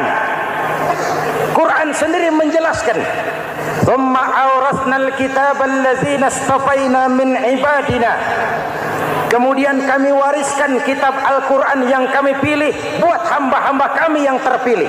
Luar biasa. umatnya umat pilihan, rasulnya rasul pilihan, kitabnya pun kitab pilihan. Kami wariskan Al-Quran kepada hamba-hamba kami yang kami pilih. Bagaimana sikap mereka setelah menerima Al-Quran? Terbagi tiga. Pertama, faminhum zalimun linafsihi. Di antara mereka ada yang setelah menerima Al-Quran lalu zalim kepada dirinya sendiri.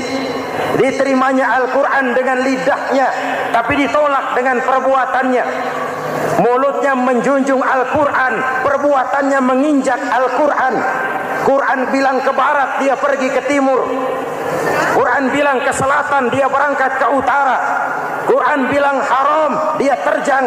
Quran bilang halal, dia tidak mau. Orang seperti itu tidak zalim kepada Allah, tapi zalim kepada dirinya sendiri. Mudah-mudahan kita yang termasuk golongan ini. Amin. Yang kedua, wa minhum muqtasid. Di antara mereka ada yang menerima Quran 50-50, separuh-separuh. Yang enak dilaksanakan, yang berat ditinggal. Padahal pada sisi lain Quran mengajarkan masuklah ke dalam Islam secara total, kafah, jangan separuh-separuh. Ini watak munafik. Kalau dilihat Islam menguntungkan, rame-rame teriak Islam. Ketika diminta berjihad, diminta berkorban, diminta zakat, rame-rame mengundurkan diri. Saya bangkrut pak, saya miskin pak, saya pailit pak. Mental itu dalam awal-awal Baqarah dijelaskan. Kullama adha'a lahum masyaw fi wa idza adlama alaihim qamu. Kalau terang mereka berangkat, kalau gelap mereka mandek. Itu ciri orang munafik beragama. Kalau Islam menguntungkan, rame-rame teriak Islam. Ketika diminta berjihad, berkorban, berjuang, rame-rame mengundurkan diri. Muqtasid. Golongan yang ketiga, ini yang ideal. Wa minhum sabiqum bil khairati biiznillah. Di antara mereka ada yang setelah menerima Al-Quran lalu berlomba-lomba mengamalkannya, berlomba-lomba melaksanakannya.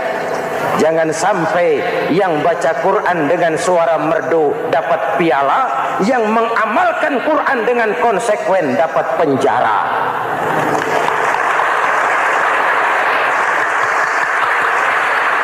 Itu ironi, itu menyedihkan, itu memilukan, dan itu memalukan. Pilihan terserah kita. Satu hadis Rasulullah mengajarkan begini: man ja'alal Qur'ana amamahu qadahu ilal jannah, wa man ja'alal Qur'ana khalfahu saqahu ilan nar. Siapa yang meletakkan Quran di depannya, dijadikannya Quran sebagai imam, Quran akan membimbing dia ke surga, surga dunia, lebih-lebih surga akhirat. Sebaliknya, siapa yang meletakkan Quran di belakang, dibelakanginya ajaran Quran, Quran akan mendorong dia ke neraka, neraka dunia, lebih-lebih neraka akhirat. Quran imam apa makmum? Kita makmum apa imam? Makmum ikut imam apa imam ikut makmum? Makmum ikut imam. Jikalau Quran adalah imam, jikalau kita adalah makmum. Ke barat kata Quran, ke barat kita berangkat. Ke timur kata Quran, ke timur kita menuju. Halal kata Quran, itu yang kita ambil.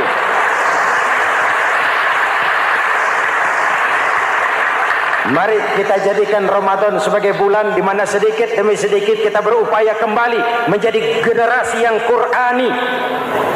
Rasulullah pernah ditanya, kalau Tuhan wafat ya Rasul, kemana kami minta nasihat? Aku tinggalkan kamu dua nasihat. Satu yang diam saja, satu yang bisa bicara. Yang bisa bicara apa ya Rasul? Al-Quran. Minta nasihat Quran. Yang diam saja apa ya Rasul? Maut. Dalam hidup ada dua nasihat. Nasihat yang bisa bicara, Al-Quran. Nasihat yang diam saja, maut.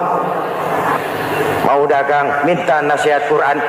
Mau bertetangga, minta nasihat Quran. Itu nasihat.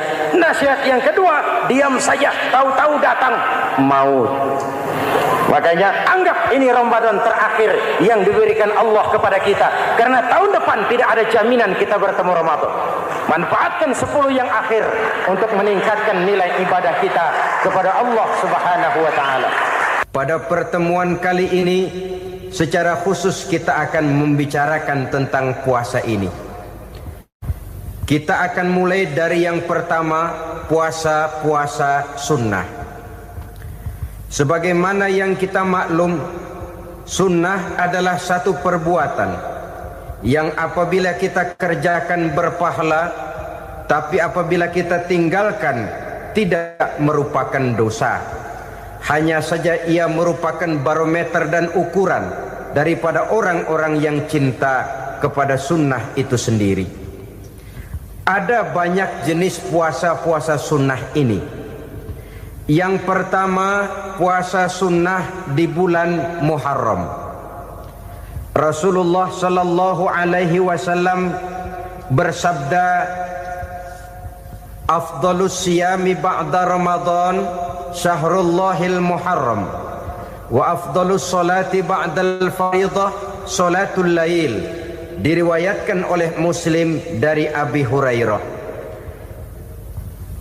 Puasa yang paling utama sesudah puasa Ramadan tidak lain adalah puasa di bulan Muharram. Dan solat yang paling afdol sesudah solat yang wajib adalah solat pada sepertiga malam yang akhir.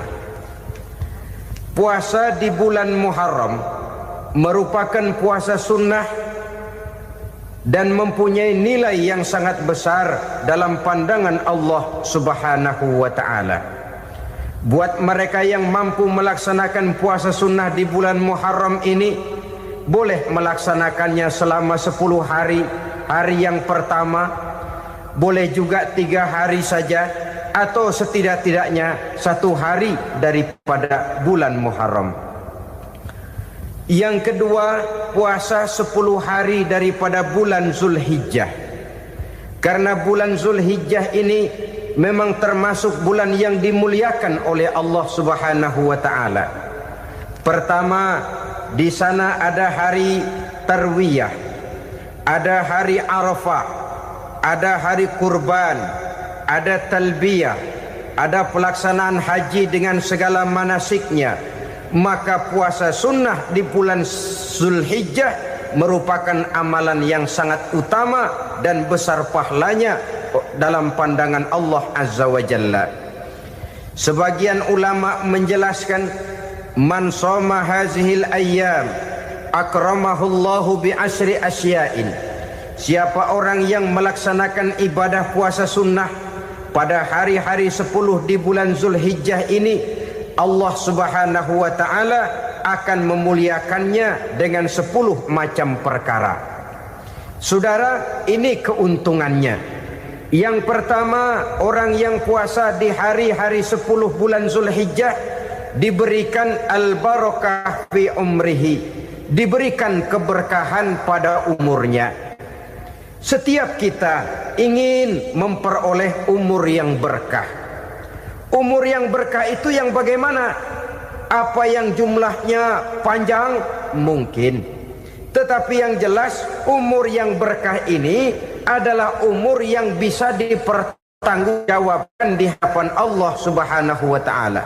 Artinya, umur yang diisi penuh dengan kebajikan, umur yang diisi dengan segala macam kegiatan ibadah, dan umur yang dengan demikian sungguh pun kita sudah mati, jasad terkubur dalam tanah, nama kita akan tetap hidup, dikenal orang oleh karena kebajikan yang kita kerjakan.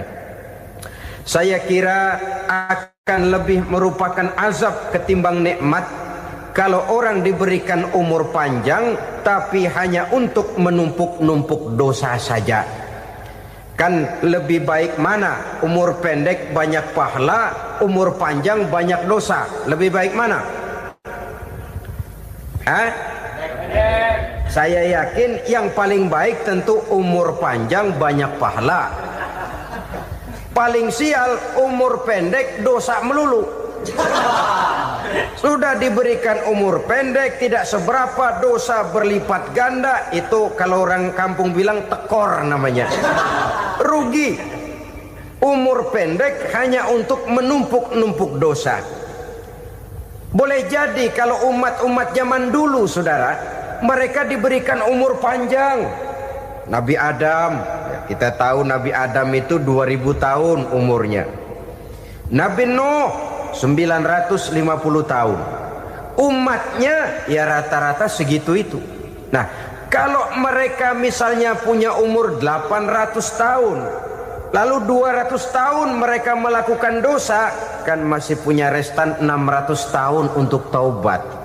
Karena umurnya diberikan jatah panjang. Kita ini oleh Allah Subhanahu wa taala, umat Nabi Muhammad ini umurnya pendek-pendek. Kalau nyontoh Nabi 63 tahun saja.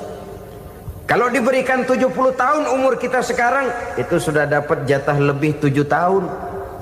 Alhamdulillah bahwa Allah memberikan saat-saat, waktu-waktu, tempat-tempat yang punya nilai istimewa, sehingga umur yang pendek ini bisa bernilai panjang. Nilai ibadahnya bisa bernilai pahala seperti umat yang berumur panjang dahulu itu. Karena itu manfaatkan umur dengan baik, dan salah satu keberkahan daripada umur akan datang dengan melaksanakan ibadah puasa sunnah. Ini yang pertama.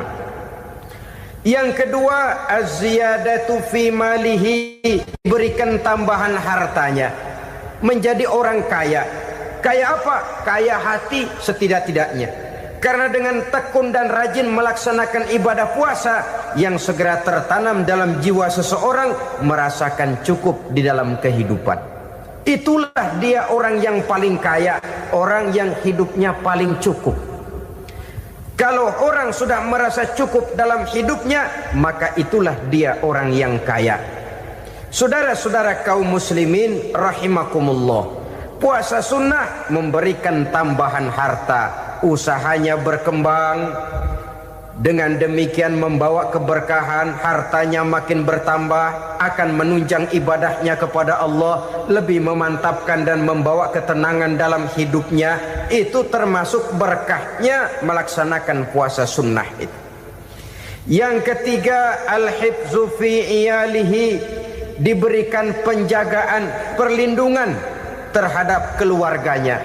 Anaknya sehat, sanak famili dan handai tolannya terjaga dan terpelihara dari segala malapetaka, dari segala mara bahaya.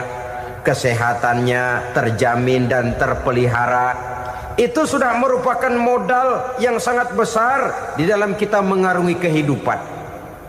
Sebab rasanya sulit untuk bahagia.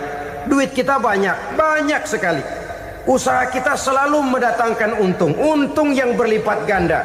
Tapi sebentar-sebentar anak kita sakit, yang ampek, yang korengan, yang kena musibah, ndak karu-karuan sakit, berobat sampai jutaan rupiah. Itu kan sudah tidak membawa kebahagiaan. Uang masuk yang begitu banyak jumlahnya, habis akhirnya untuk berobat saja. Sebenarnya hitung-hitung ya seri-seri juga. Usaha berhasil, duit banyak, habis untuk berobat. Lah sama juga saudara-saudara. Jadi dengan demikian, biar duit kita banyak, asal keluarga pada sehat saja, udah enak bener itu. Duit banyak, ekonomi cukup, keluarga sehat, nikmat rasanya menjalani kehidupan ini. Yang kiamat sudah duit kagak barang seperak, keluarga ampek semua. Kiamat sudah. Saudara hadirin yang saya hormati, jadi yang ketiga, Allah memberikan pemeliharaan terhadap keluarganya. Satu kali orang dipelihara Allah, tidak satu kekuatan pun yang bisa mencelakakan.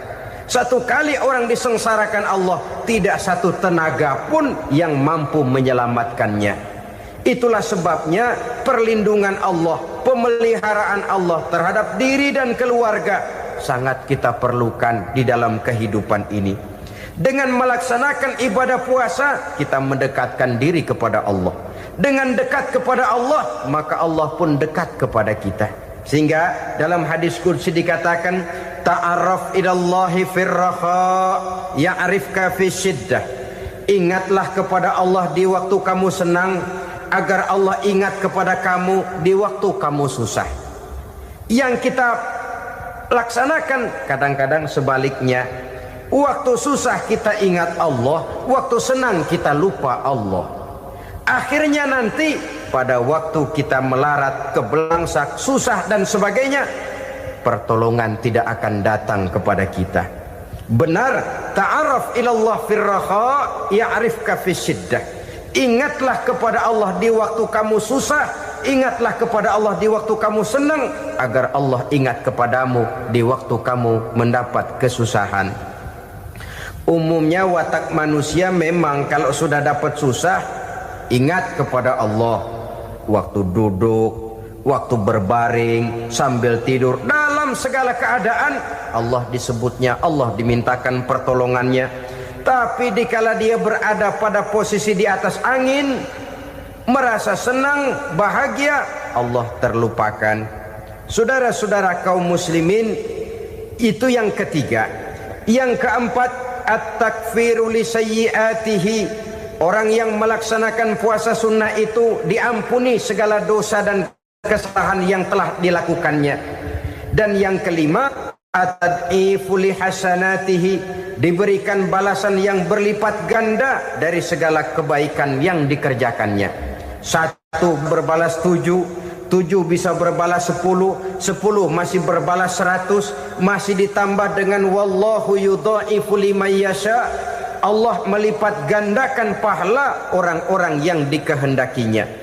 Maka carilah satu kebaikan yang apabila kita kerjakan, dosa akan dihapus dan nilai pahalanya menjadi berlipat ganda. 1 kali kita bekerja, 2-30 bisa kita raih dan kita jangkau.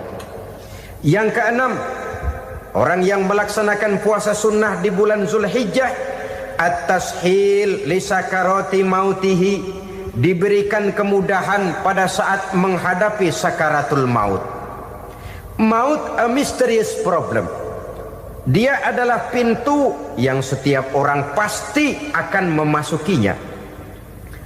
Bahwa mati adalah mati, itu semua kita tahu. Tapi hakikat orang pada saat menghadapi mati itu kan berbeda-beda.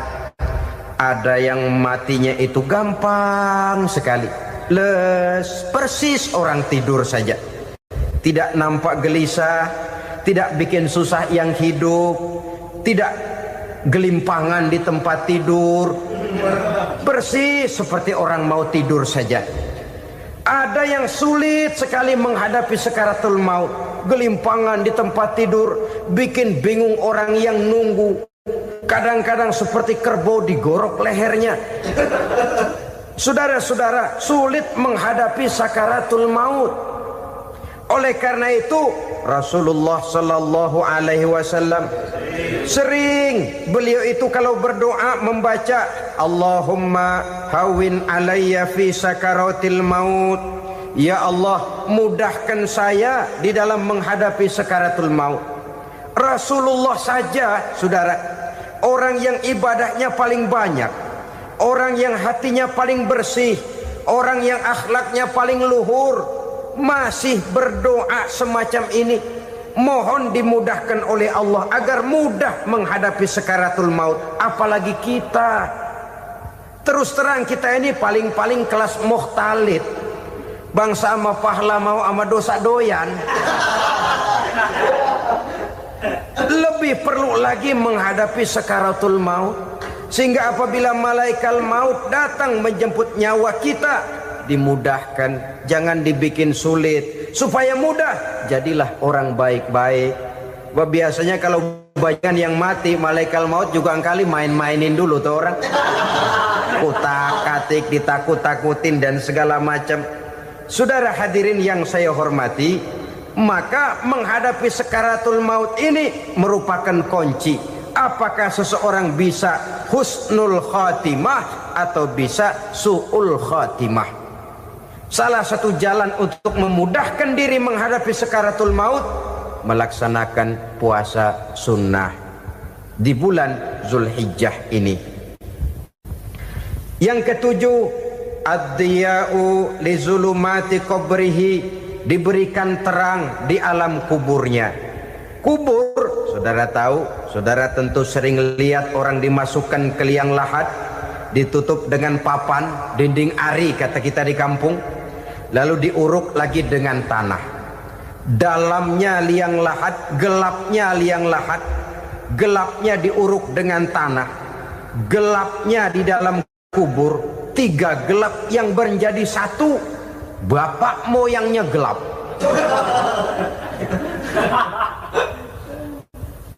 Puasa sunnah ini merupakan terang di alam kubur kita nanti.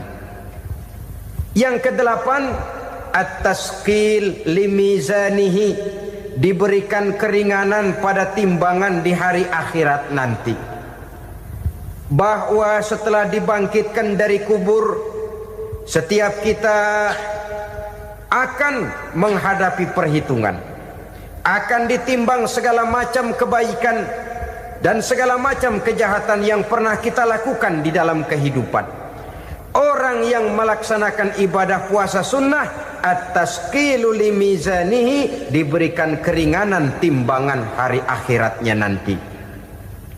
Yang kesembilan, an-najah minal bala, diberikan keselamatan dari segala macam bencana. Dan yang ke-10, as-su'ud ala darajatihi, diberikan ketinggian, naik derajatnya, derajat di dunia, lebih-lebih lagi derajat di akhirat nanti.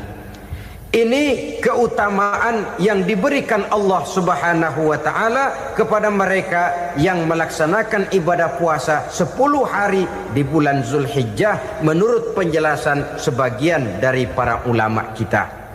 Jadi setelah puasa Muharram ada lagi puasa Zulhijjah. Kemudian puasa sunnah yang ketiga, puasa sunnah pada hari Senin dan hari Kamis. Apa sumber hukumnya?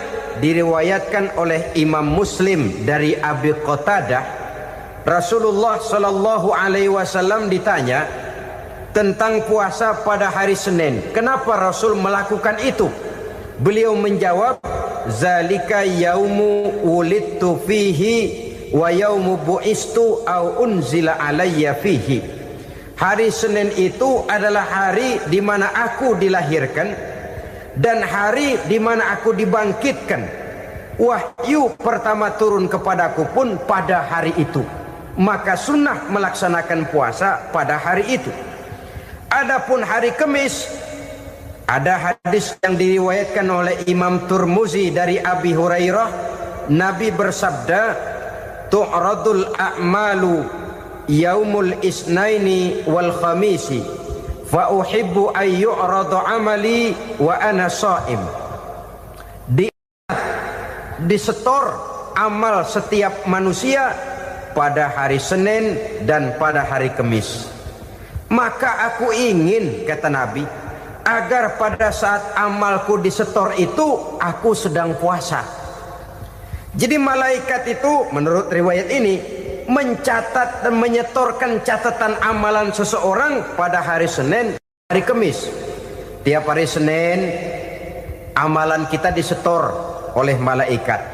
Catatan terakhir tentu yang sedang kita kerjakan, sehingga yang masuk daftar, saya tinggalkan orang ini, dia sedang puasa, karena naik catatan amalnya pada hari Senin. Kamis diangkat lagi, catatan paling akhir, saya tinggalkan orang ini, dia sedang puasa. Itu makna fa uhibbu ayyurada amali wa ana shaim. Aku senang kalau pada saat amalku disetor, catatan paling akhir aku lagi puasa. Satu keistimewaan. Alangkah celaka tiap amalan disetor kita sedang berbuat jahat. Senin, Kemis, teler, mabok, judi. Tiap amalan disetor, catatan akhirnya saya tinggalkan si Fulan lagi teler. Laporan Senin. Kemis laporan lagi, saya tinggalkan si Fulan lagi mirit kartu. Saudara hadirin yang saya muliakan, alangkah jeleknya catatan kita. Oleh karena itu sunnah puasa pada hari Senin dan hari Kamis. Ini amalan sunnah saudara-saudara. Dan oleh karena ini amalan sunnah, sebagian ulama memberikan penjelasan, walaupun lupa niat, kalau sudah malam itu lupa niat, boleh niatnya sudah siang puasa sunnah ini, dengan catatan dari pagi belum makan apa-apa. Malam saudara lupa, tahu-tahu ingat ini hari Senin, dah jam 10, niatlah jam 10 itu, sah puasanya asal dari pagi belum makan apa-apa. Tapi kalau sudah dapat 2 piring baru niat jam 10, itu lain, ngojek namanya. Jadi puasa sunnah yang ketiga, puasa pada hari Senin dan hari Kamis. Yang keempat, puasa jenis sunnah yang keempat, puasa 6 hari di bulan Syawal. Diriwayatkan oleh Imam Muslim dari Abi Ayyub bahwa Nabi bersabda, "Man shoma Ramadhana summa atba'ahu sittan min Syawal kana kasyamid dahri." Barang siapa yang berpuasa di bulan Ramadan kemudian diikutinya dengan 6 hari di bulan Syawal, maka dia seolah-olah seperti orang yang berpuasa 1 abad lamanya. Allahu Akbar. Demikian besar keuntungannya. 6 hari di bulan Syawal sama dengan orang yang berpuasa 1 abad lamanya. Ini fadailul a'mal, saudara-saudara. Jangan diartikan karena menang sudah puasa 6 hari bulan Syawal, Ramadan tahun depannya lantas nggak puasa. Kenapa? Ukurannya sudah 1 abad. Bukan itu pengertiannya. Ini mendorong orang memberikan ganjaran pahala yang sedemikian besar. 6 hari setelah Ramadan, artinya di bulan Syawal. Tidak pada hari pertama Syawal karena haram hukumnya berpuasa pada hari fitri itu. 6 hari di bulan Syawal. Tinggal lihat yang mampunya saja. Boleh berurutan, boleh tidak berselang-seling, boleh. Asal saja jumlahnya 6 hari selama masih bulan Syawal itu. Hari ini 3 hari lagi, 4 hari lagi, diselang-seling atau berurutan, itu juga lebih baik. Puasa sunnah 6 hari daripada bulan Syawal. Kemudian yang kelima, puasa sunnah 3 hari pada setiap bulan. 3 hari pada setiap bulan. Diriwayatkan oleh Imam Bukhari dan Muslim dari Abi Hurairah. Abi Hurairah bercerita, "Ausani khalili sallallahu alaihi wasallam bisalasin." Kekasih saya Rasulullah berwasiat kepada saya, memesankan benar-benar kepada saya untuk melaksanakan 3 amalan yang terpuji. Pertama, siyamu salasati ayyamin min kulli syahrin. Puasa 3 hari dalam setiap bulan. Ini wasiat yang pertama. 3 hari pada setiap bulan.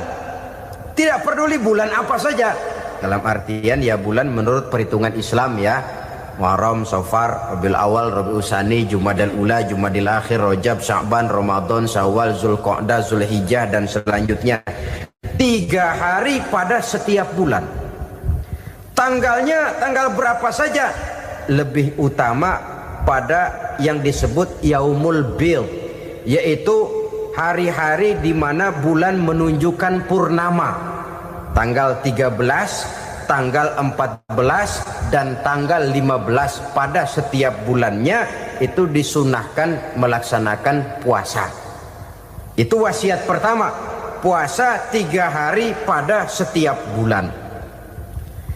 Wasiat yang kedua, waraqatai duha, melaksanakan sholat duha sekurang-kurangnya 2 rakaat. Itu wasiat yang dipesankan benar kepada saya, kata Abi Hurairah. Pertama, puasa 3 hari pada setiap bulan.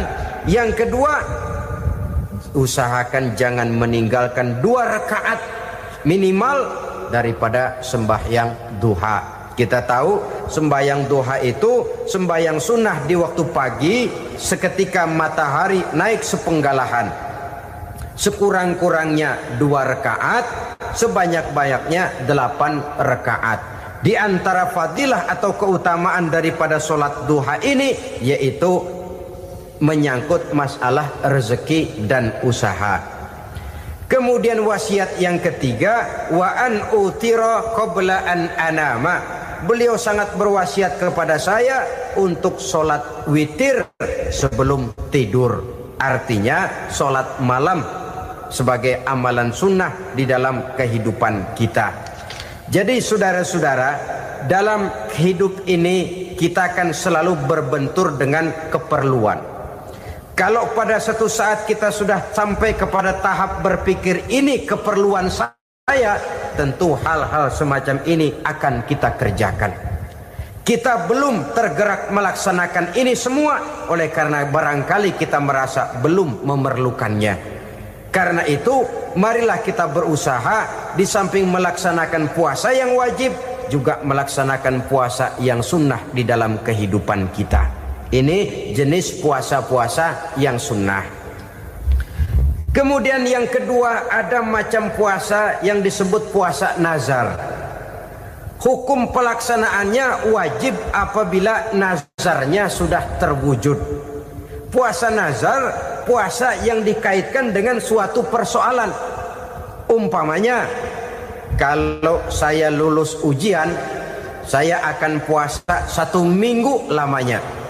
Begitu ujiannya ternyata lulus, dia wajib bayar nazarnya. Puasa 7 hari, tidak lagi sunnah tapi wajib karena dia nazarkan. Asal saja tidak sah nazar kepada yang makruh apalagi kepada yang haram. Umpamanya nazar kalau tembus 6 nomor mau puasa 3 hari. Itu nazar semacam itu bukan saja tidak sah tapi haram hukumnya. Tidak boleh nazar kepada yang makruh apalagi kepada yang haram. Jadi apabila maksud yang sudah kita niatkan tercapai, wajiblah nazar itu dibayar, yaitu kalau nazarnya sunnah melaksanakan ibadah puasa. Al-Quran menjelaskan pertama, may yattaqillaha yaj'al lahu makhraja.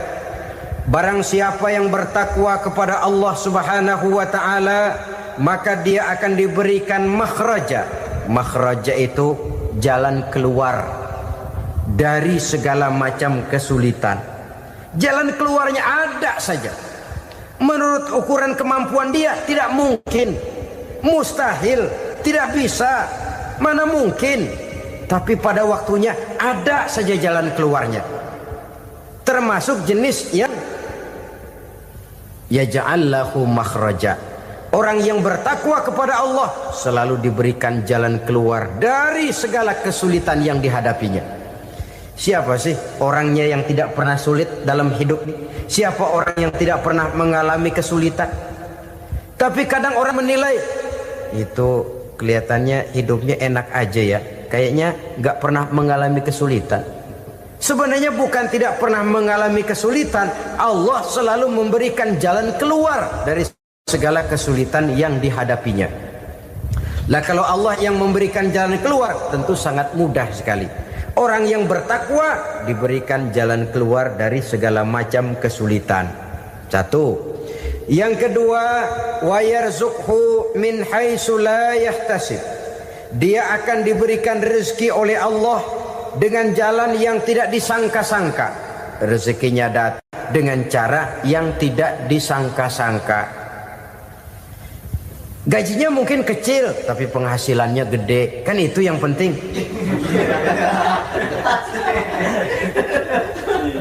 Gaji dan penghasilan kan lain tuh. Boleh jadi gaji kecil asal penghasilan gede, kan nikmat hidup itu. Nah, penghasilan ini ada yang bisa kita perkirakan. Bisa kita perkirakan. Misalnya gaji itu tadi. Kalau saya kerja, gaji saya begini.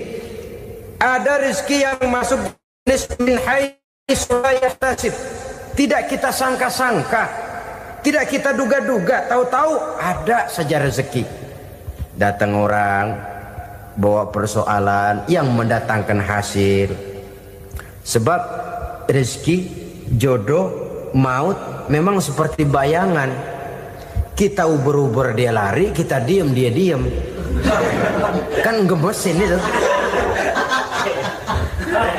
Bayang-bayang itu begitu, kita kejar dia lari. Rezeki juga begitu, kita diem dia diem. Setengah mati yang namanya rezeki kita cari, kita uber, ngobek sampai ratusan bohong kita kerjain. Tapi memang belum waktunya, ya sulit untuk tembus. Tapi kadang-kadang giliran kita nongkrong di rumah, datang orang bawain rezeki. Itulah yang namanya rezeki. Tapi ini untuk orang yang bertakwa. Kalau tidak punya kredibilitas takwa, jangan lalu pakai ayat ini. Diberikan Allah dengan rezeki dengan jalan yang tidak disangka. Kan ada ayatnya dah, kita mah manteng aja di rumah dah. Ntar juga tuh rezeki datang. Ini fasilitas yang diberikan kepada orang yang wa may yattaqillah, bertakwa kepada Allah, yarzuqhu min haitsu la yahtasib. Alhamdulillah, kita telah bersama-sama mendengarkan ceramah penuh hikmah dari Kiai Haji Zainuddin MZ, sosok dai sejuta umat yang nasihatnya tak lekang oleh waktu. Semoga pesan beliau hari ini menambah iman, memperluas wawasan, dan menjadi pengingat agar kita selalu berjalan di jalan yang diridai Allah Subhanahu wa Ta'ala. Jangan lupa untuk terus mendukung dakwah dan syiar Islam dengan cara subscribe, like, dan share channel ngaji di Teras Online agar semakin banyak saudara-saudara kita yang ikut merasakan manfaat dari tausiah penuh makna seperti ini. Wassalamualaikum warahmatullahi wabarakatuh.